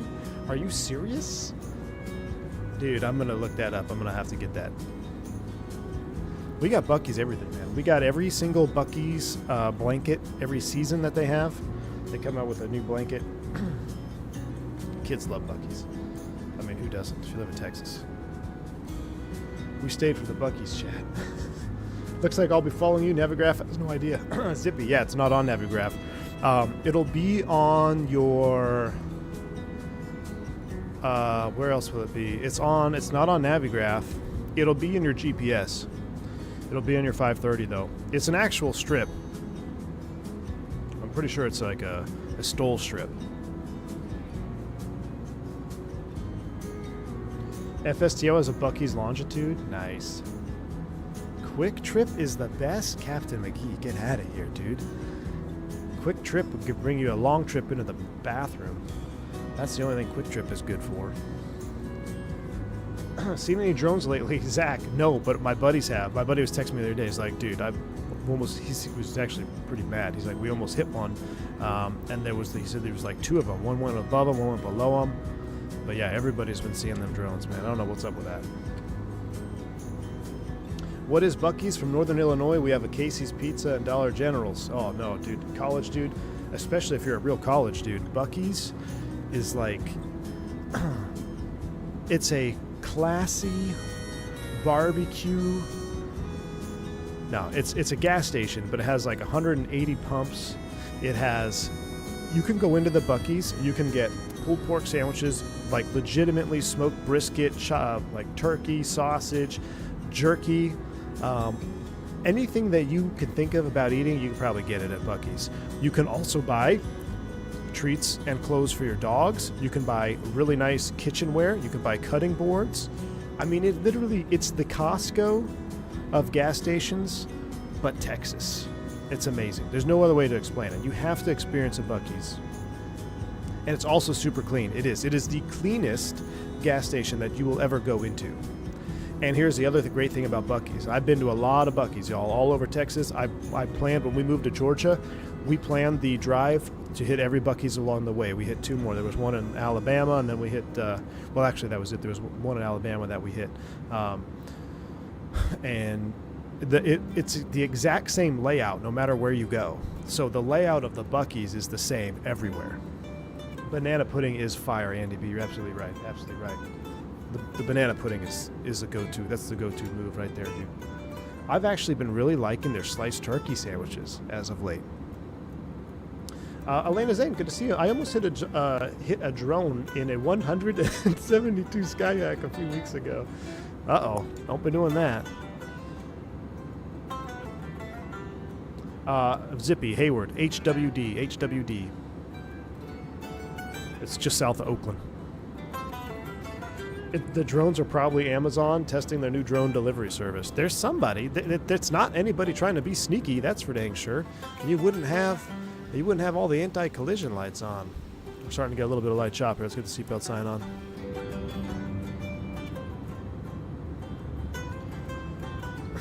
Imagine V1 diverting to Bucky's.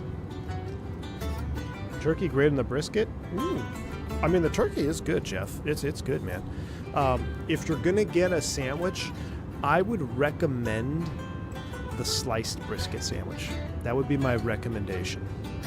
Don't go chopped, because I feel like the chopped, they put more of the, if there's like some not optimal pieces of brisket, like maybe some cartilage or just fattier pieces, you know. I feel like they sneak those into the chopped sandwiches more. So go for the sliced brisket or the pool. The pool does pretty good too. But yeah, you want to go sliced brisket or the turkey sandwich or the sliced turkey. Now, I've also had the chicken, like the fried chicken sandwich once. I'm not a huge fried chicken person, but it was actually pretty good too.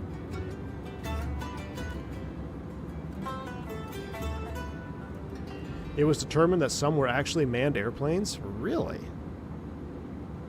Oh yeah, the fudge is good. Beef jerky. If you like beef jerky, get the Bohemian garlic and come back and say, the one you were right. Bohemian garlic beef jerky is awesome. Roasted pecans. Yeah, dude, you can sugar up. You can sugar up there at Buc-ee's. I get the sugared pecans. Not a fried chicken person. No, I am, just not at Buc-ee's. I like Cane's, man. Give me some Cane's fried chicken. What's the furthest west Buc-ee's? That's a great question, Callie Simmer. It might be Texas. I'm gonna check actually. Let's do a quick.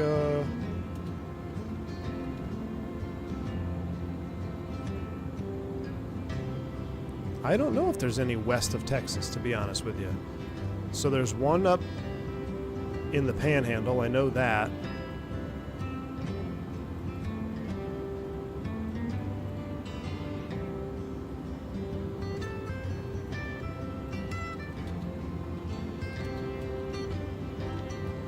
Is there one in Colorado? No, we're solving the world's problems here, trying to figure out where the Buc-ee's are. Looks like you're just going to have to stop in DFW on your way to the expo.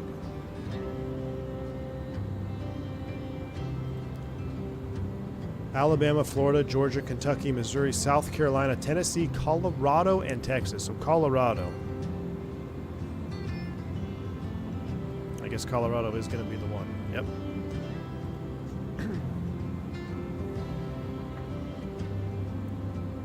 You've been to one in Colorado? Nice. Yeah, I've never been to one in Colorado. I'm pretty sure. I think I might have been to every Buc-ee's in Texas. I think I might have. Near Goodyear in Phoenix? What? There's going to be one in Goodyear? That's awesome, Blaine. That's awesome, dude. I got the Airbus stick from Flight Sim Projects. It's amazing. Josh, hey, man. Good to hear it, my man. Fantastic, dude. I'm glad you're enjoying it.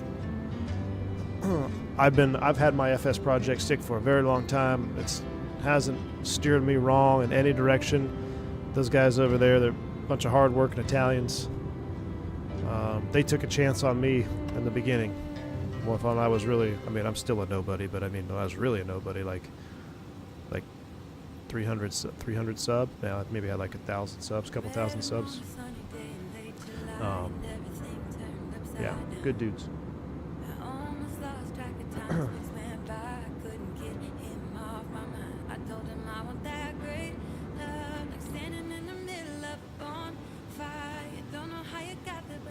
What is this?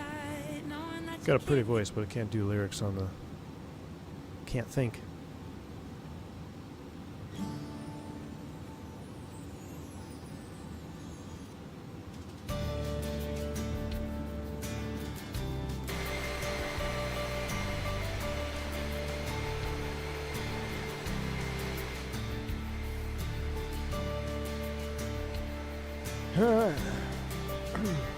The first Buc-ee's I ever went to is closed in Amarillo.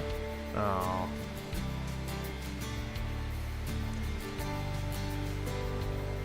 There's a Buc-ee's in Amarillo?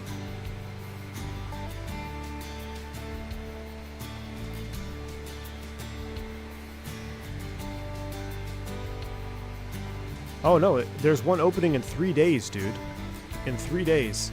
Amarillo, Texas. 74,000, here we go, for those wondering. 74,000 square foot store, 108 fueling positions, 24 EV charging stations, and at least 200 jobs. That's one location.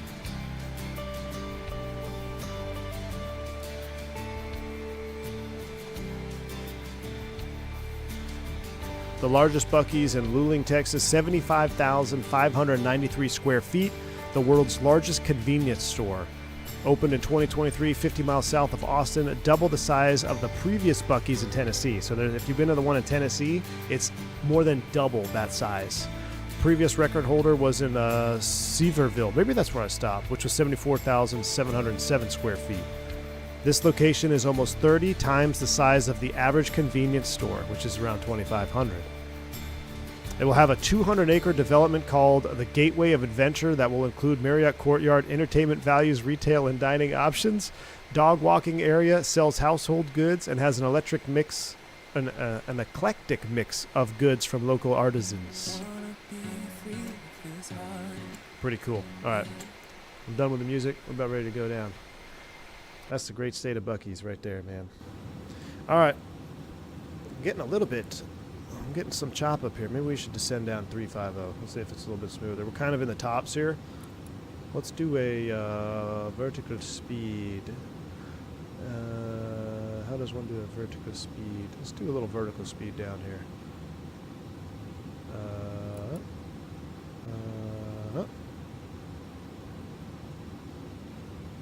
We're going to vertical speed it down. See if we can get out of the tops. Find a little smoother ride just before we start down on the Houston.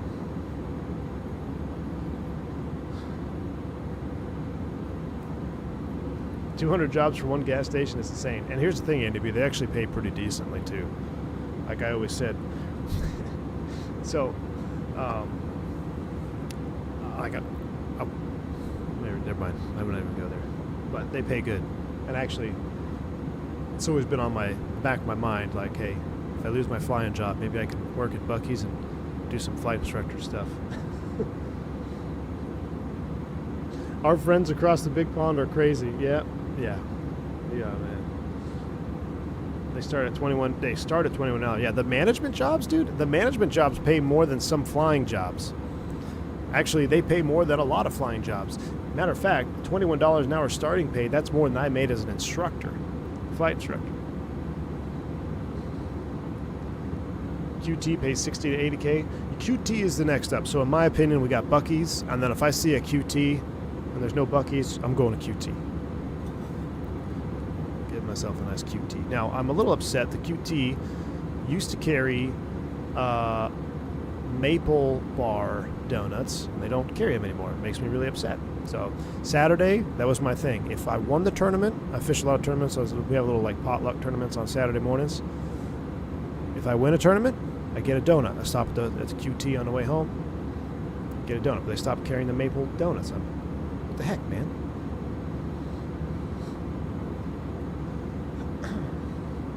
Buc-ee's flight school with a call sign Beaver 11. Beaver 11 student pilot, left closed, traffic approved.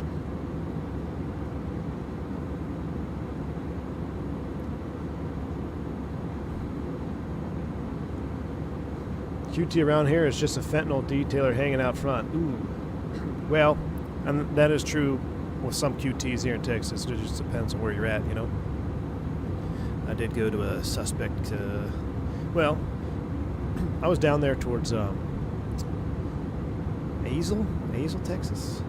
Was that Hazel? Yeah, some rough areas around there, and but they actually opened up a really nice QT.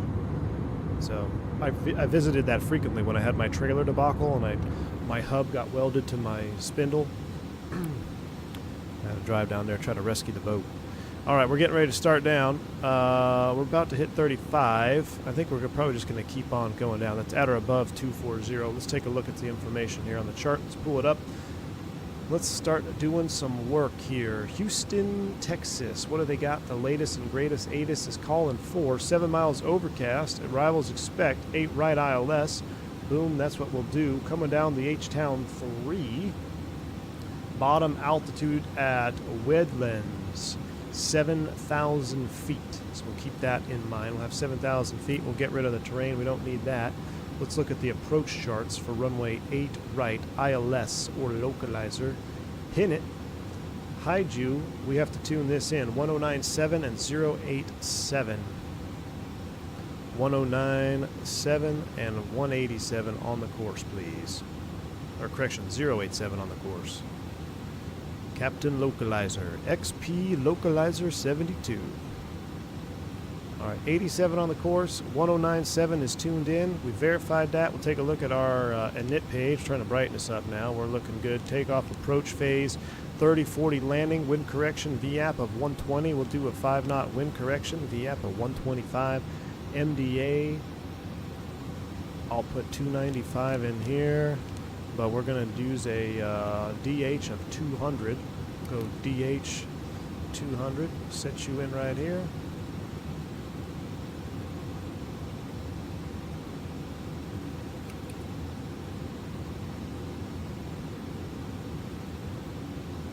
DH of 200, LS, LS.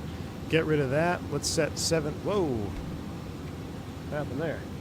Let's set 7,000 on the altitude window. Let's profile it up. Oh no, didn't mean to do that. Profile descent. Down to 7, please. AJ, thanks for the $3 super chat. I gotta get the alerts back on, I guess. Says V1 on the brisket board yells yoga. Yeah. Oh man, thanks for the $3 super chat. Yeah, so every time they have a fresh brisket on the board at Buc-ee's, they all yell, "Fresh brisket on the board." And then everyone else says, "Fresh brisket on the board." Absolutely. Absolutely.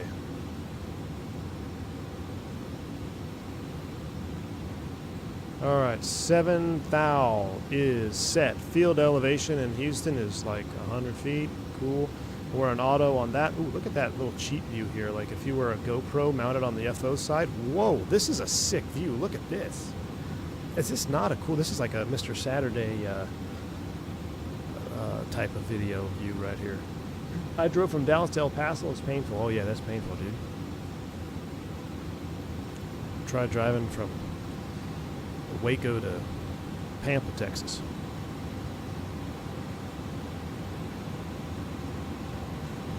Really gives you an appreciation for the size of Texas. Yeah, it sure does, man. Yeah, for all my friends across the pond, if you never really understand why I talk about Texas so much, if you look at a map, put Texas over Europe. It basically, the state of Texas is basically Europe. A significant portion. As a kid in Big D, we used to get those in moon pies. Oh, the good old moon pies. Once we came out west, they're hard to find. Yep. Yep. Texas is about the same size as France. I may be across the pond, but I spent some good time on a ranch in El Paso. Ooh.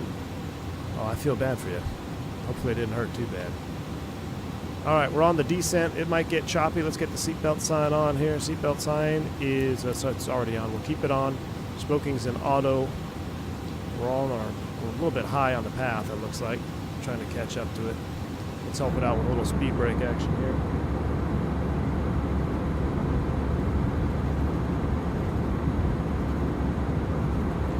CTAF for Houston. 25, 35. Look at that view. Oh my word. Put Texas over Quebec. What happens if you do that?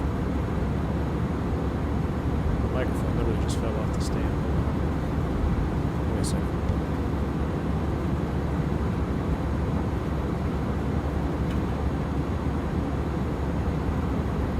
Hopefully you can still hear me okay. I might have to do some adjusting after this stream. Quebec is bigger? Yeah, but I'm pretty sure all of Canada lives in Dallas. Population-wise. Canada is so inhospitable. And you're not even Canadian, guys. You're freaking Brazilian.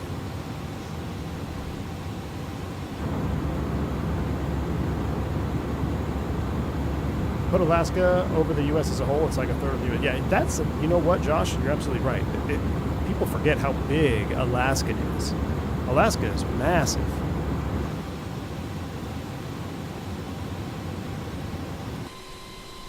Down we go. Leap all on the descent. Man, we've been looking at the other side the whole time. Look at the juicy shadow on the wing over here on this side.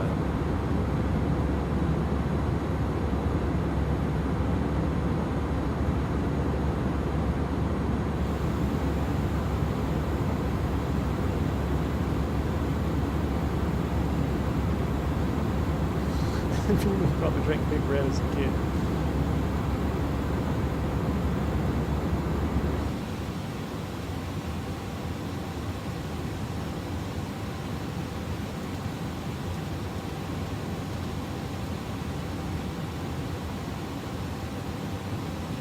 Here, AJ, I got a picture for you.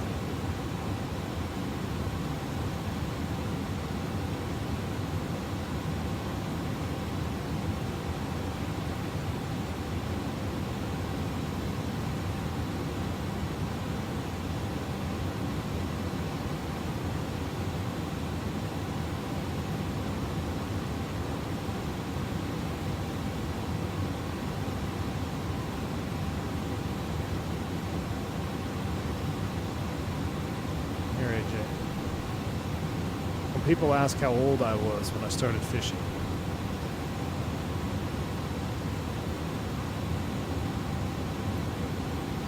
Basically me. Alright, Red of 17.5, Magic Barrel Ref is updated. We're screaming down the vertical profile, trying to catch up to it here. Let's go ahead and take control of our speed before we blast through everything. Let's go ahead and try to dial this back to at least 320 here. 320 on the speed, we're below the path, so we should be able to start slowing up. A little more speed brake help us with that. All these views.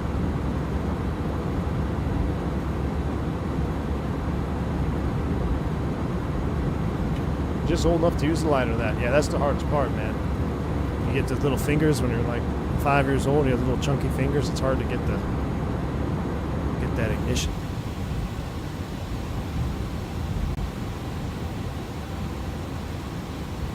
Look at these cloud formations. Look at how we have like extensive vertical development and rain over here, and we've got some low overcast here. Oh my goodness me.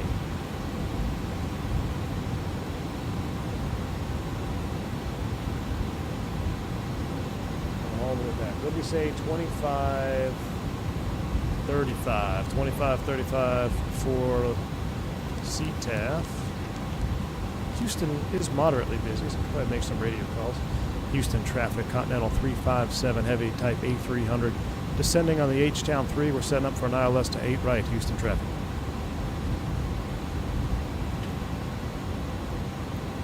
Looking good. Let's come all the way back to 250. Are they realistic or ashy? I think this is realistic because you've got the... It's still low. It's not even, I don't know, what time is it in the sim? Like 8 a.m. now? So you still got the low sun. So you've got a lot of darkness on these clouds. A little bit of ashiness down there, you know. But this still looks really good. The shadows is really good. If you watch your old streams when 2020 came out, you said the same thing. What did I say?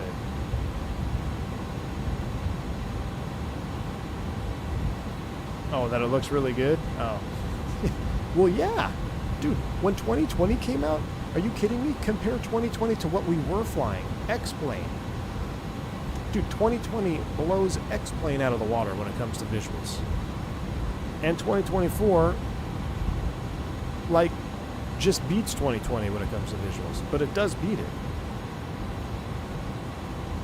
Yeah, you can't even begin to compare 20 Microsoft Flight Simulator, whether it's 2020 or 24 text. You just can't do it. Still no cloud turb? Oh, there is cloud turb, Turk. There is.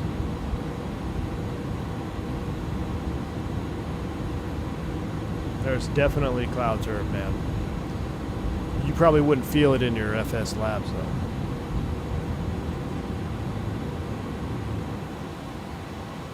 All right, getting ready to go through 10,000 feet. We'll light them all up.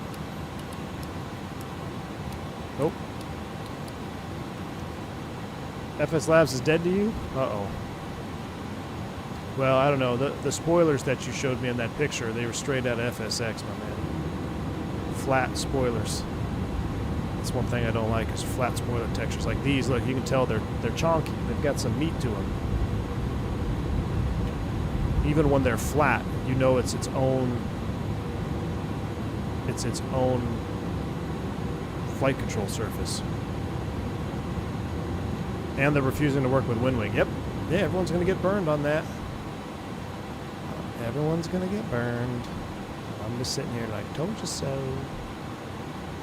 Told you so. All right. Level change, 7,000. We're slowing up to 210 knots. We are looking good. What's the outside air temp? Probably cold enough for engine and ice. We'll go ahead and turn those on right now.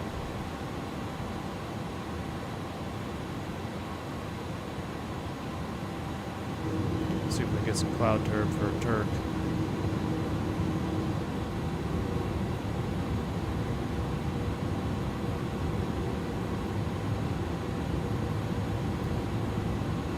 Well, it is early morning, so probably, I mean, they aren't very convective, so maybe not. Turk believes that every single cloud has turbulence in it.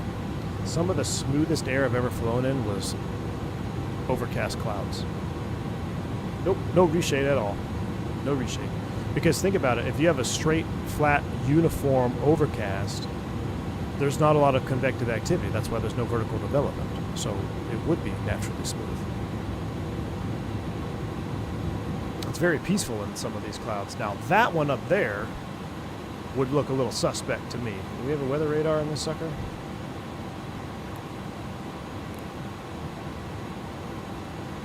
Turn our weather radar on. Yeah, we start. So you see, we're not even painting what we're flying through right here. It's 210 up there at Wellens. We're already at 210. I'm going to select 180 so we can start configuring and join. Actually, you know what? Let's stay above green dot. Let's stay right at 200 knots. We're looking good. We'll go 15-0 on the flaps.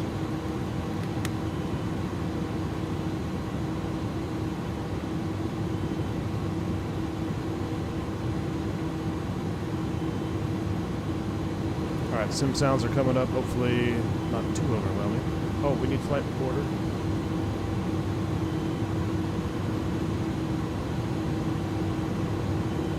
Do my second ever landing in the A300. We had a wonderful landing in San Juan yesterday. Had almost 400 viewers here the whole time, but we only had 273 likes. That's unacceptable. Make sure you hit the like button if you don't like Turk. If you don't like the way Turk comes in here and just glazes FS Labs and says that the sim is ugly, hit the like button. Yeah, the dirt looks great, Miles. Miles, so they fixed the dirt accumulation on career mode aircraft. And I was saying this earlier. So I had my 172 being like flowing. Dude, it is so dirty now. It's amazing. It's absolutely amazing. I love little details, little features like that. All right, we're 7,000 feet. We're getting ready to join. Matter of fact, I'm going to wait until, because we actually have to go past, there's Wedlands. We're still technically on an RNAV here. The ILS, if we hide this, we're not going to be on the local deploy, so let's maintain. I'm getting a stutter, though, when I close the EFB. I've noticed that. That seems new. Whenever I open or close the EFB, my sim freezes for a little bit. It might have to do with Navigraph. Can turbulence really drop a plane 1,000 feet or more? Turbulence, not the right word. Wind shear, yes. So shearing wind, yes. And you will feel it as turbulence, but yeah, it can, man. It can be really rough. Think of it, I explain turbulence a lot like boat wakes. So if you've ever been on a boat or on a lake or a river or an ocean, and you know how you're running, you got the wakes, right, going through the water, or it's windy and you see waves, you see ripples in the water, and your boat's kind of goes over some ripples. That's kind of what turbulence is doing. You're flying through the air, and then you hit these bubbles. Now, depending on how big those burbles and ripples are, yeah, it might get pretty violent. It might toss you around pretty good. Absolutely.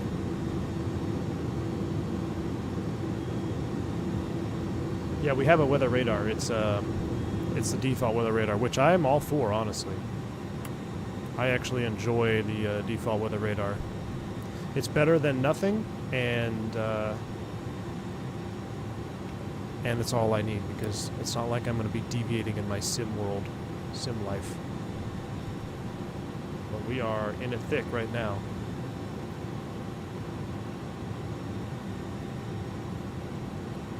Once we make the turn, we'll arm the approach.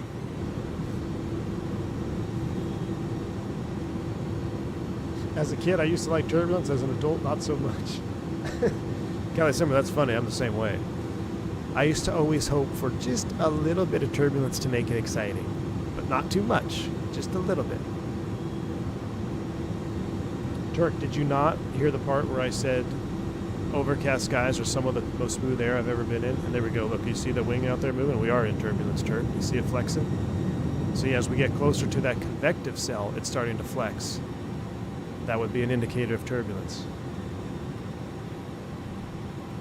All right, here we go. Get ready for the turn. There's deploy inbound.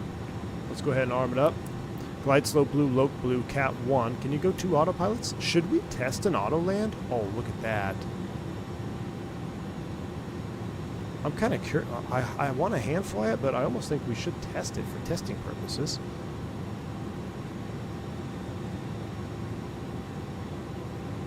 Brandon Moore, welcome to Private Pilot, my friend. Glad to have you on board. Welcome to the channel. Exclamation point. Welcome for your new perks here. And we blew past that loc, so we need a level change 5,000, please. Oh, there it goes. It got it. Glide slope star, loc, cat 3, FD1 dual. And his is FD2 dual, I should say. Let's go ahead and slow it up now. 180. I need some more drag. 15, please. Caught me there, caught me sleeping. Just slow down a little bit.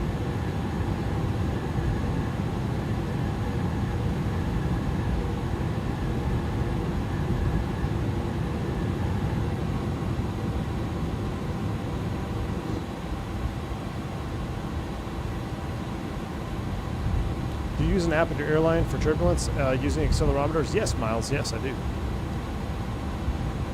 It's helped a lot. Yeah, we have an app that it uses the accelerometers for other aircraft that are participating in the same program. So you get real live indicators of what people are going through in front of you. Quick Magic Barrel Ref update. Houston traffic, Continental 357 Heavy Type A300. We're on about a 15-mile final, runway 08 by Houston traffic.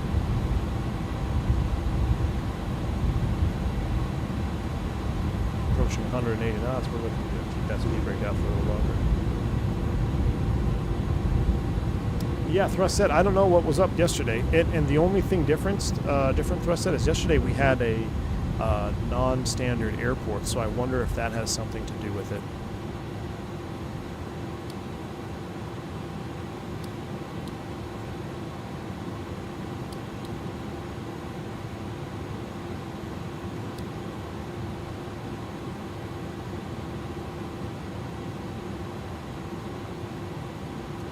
I think there's a I think there's a bug with lighting in the clouds when it's still daytime.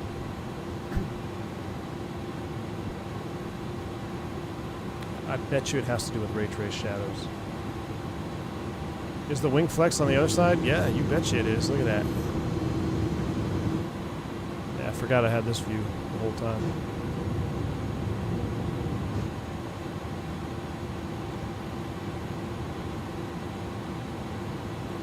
Alright, recording is on. I like listening to DFW Tower during storms. Last time there was an envelope pilot, sounded like he was in a panic.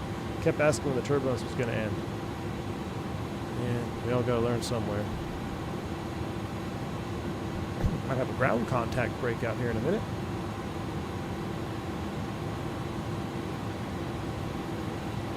Now remember, we're using historical weather too, so this was Houston this morning around 8 a.m. I think. Overcast. Final app is 125. Wait, you saw icing? No, I think that's just the texture of the wiper. I don't see any ice accumulation. I don't see any ice accumulation. What are you guys talking about? Where's the ice? That's just the wiper texture.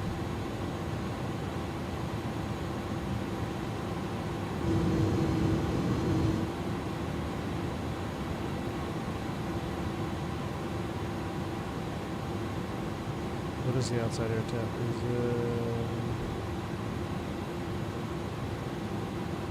Is 18C. Yeah, it's not icing. Matter of fact, We don't need those. Turn those off. Here we go. Approaching 2,000 feet. I'm going to reduce speed. 125. Gear down. I have the engine sounds way down here on the external.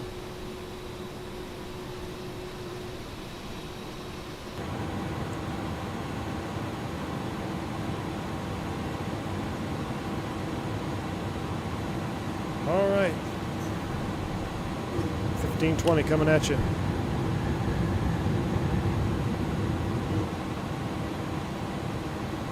And full flaps.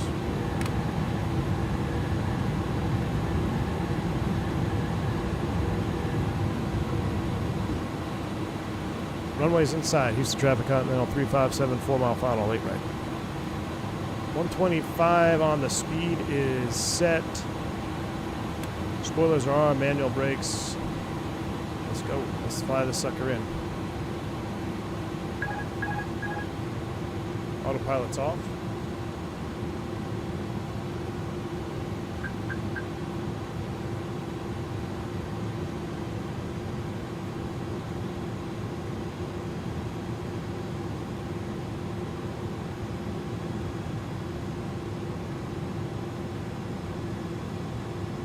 Now we've got an opposite cross. You know, 22 knots of crosswind. Let's go Continental low traffic, brakes. Delta 1459, 15 mile final, 8 right.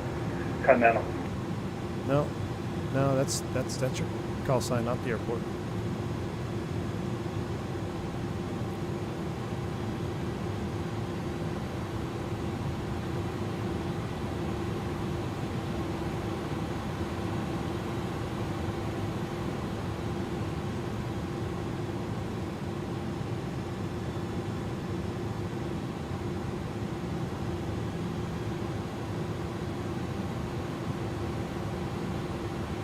I'm going to take control of the thrust levers.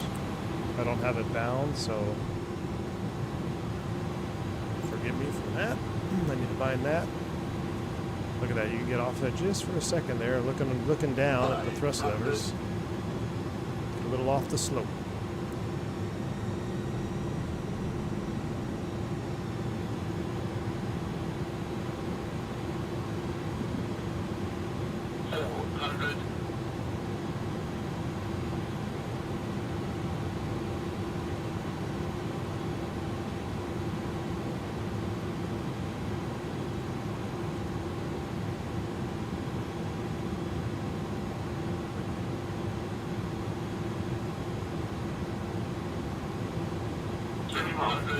Landing.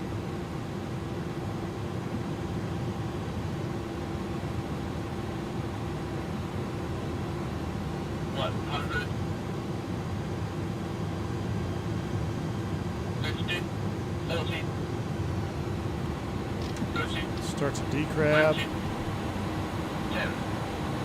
9. There.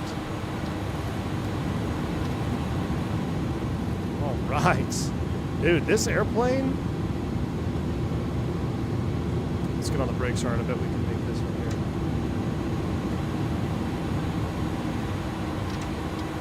I bet we can make this turn here.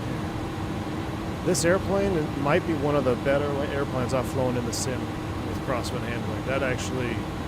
That was pretty much spot in. We'll have to check the tape, but I know I had right aileron in there. I was left ruddering. That actually felt pretty dang good. We'll make sure my reverser's off. Yeah, I do have my reversers bound funky. So, all right, we clear? We are clear. Houston traffic on 357 clear. Big right taxi terminal, Houston. Ladies and gentlemen, welcome to Houston. That was a whole lot of fun. This flight model is feeling pretty dang good. We're 2 for 2 now on flights with 0 bugs, and that might be one of the better handling airliners in the sim I've flown to date. In 2020, we would have been sliding all to the right. Can we leave Houston already? Yeah, we're just going to go right here and go into the replay.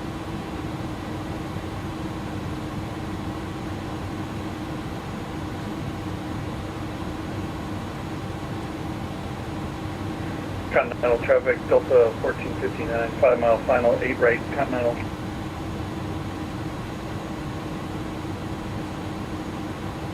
Houston Intercontinental traffic.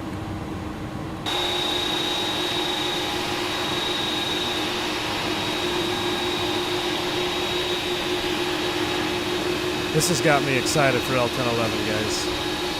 This has got me even more excited for the L10. Thank you, Crosset. I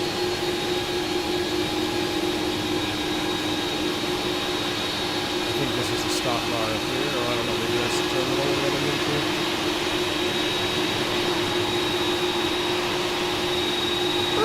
Ooh, that's a perfect herb right there.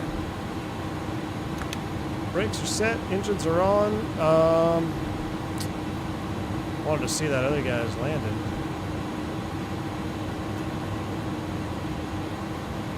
So here we go. So how do I do that? I put my keyboard into 2020. There we go. And now I can have my same keys as before. Ooh, this is low vis. We might want to watch this one. This is low vis. Let's zoom out here at 8 right, see if we can't catch him. Unless we didn't miss him, did we? Nope. Let's see where this guy ends up at. This unknighted. Oh, it's Kyle. Yes, having third-party aircraft working in career mode would be the bee's knees, my man. The bee's knees. All right. Where's this guy at? Oh, I thought I saw lights. There he is. Here he comes. E190 looking thing. It's because I don't have my model matching up. I just have base default stuff because I'm saving perf. Here it comes. I do like that 190 look though. Man, that 190 is juicy. Ooh, he's struggling a little bit. A little shifty down here. Ooh, a little early on the flare. Ooh, saved it. And actually looked like it got a little swirly on him down there. Got a little swirly on him, but he saved it. Looked pretty good. Looked pretty good. FS Dream Tate said Houston was upgraded for 24. Gross. I gotta open up that app again, Gray Shirt. I'll have to check it out. I'll check it out, my man. All right, I'm gonna leave the camera here, and I'm gonna detach it from the airplane. Oh, I can't do that. Yeah, I can go over here, go back to showcase, detach you. All right, wonderful. Let's disconnect from my Veo Premium. Let's go back to the cockpit. And let's see how we did. Gears down, flaps are coming out. Let's speed it forward here, run it forward. We've got to let the sim load in here a little bit. I need to go back to my old keyboard for this. Zoom U.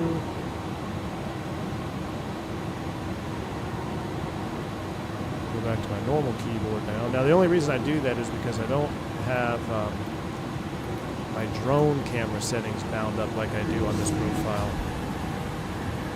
Hang on, Sal. We're not ready for you just yet. FS Stream Team works fine? Alright, well, I might have to check it out then. I just haven't, I didn't know that, so that's good to know. Good to know. Alright, we're stabilizing. Let's watch this landing come all the way in here.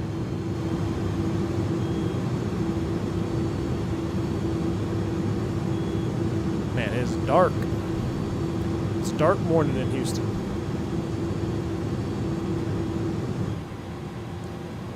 Gotta let it load up.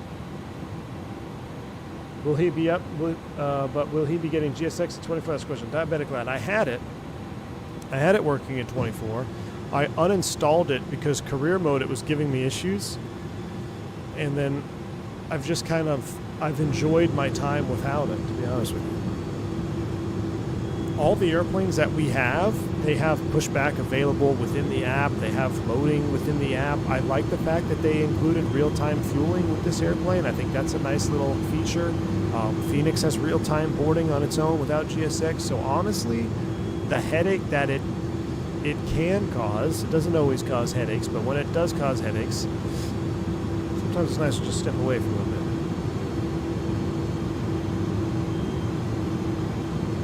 Oh, yeah, we forgot all about that.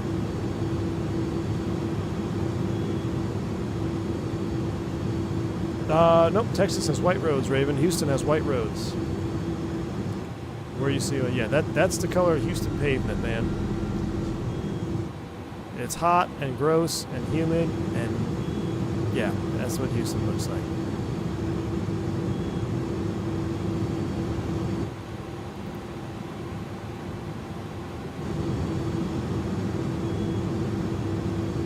All my iniBuilds, MK, Flight Tampa, Flight Beam seem to work at 24. Really?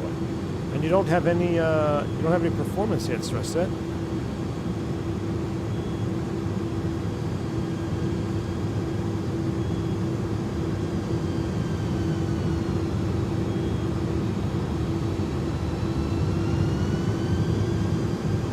Same for us. Got a little squirrely.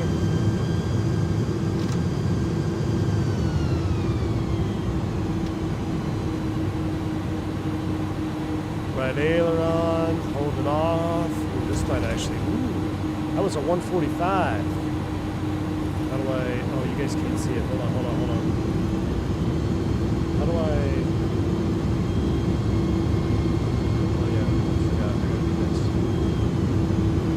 That was a 145. I will take that. Let's watch it from the outside view. Houston's nasty today. Looks nasty in the sim. So not a crazy crosswind, but it was definitely swirly around here. There I'm starting to decrab, right aileron. I'm starting to drift away from the center line. Hold it. I'll take that. I will take that.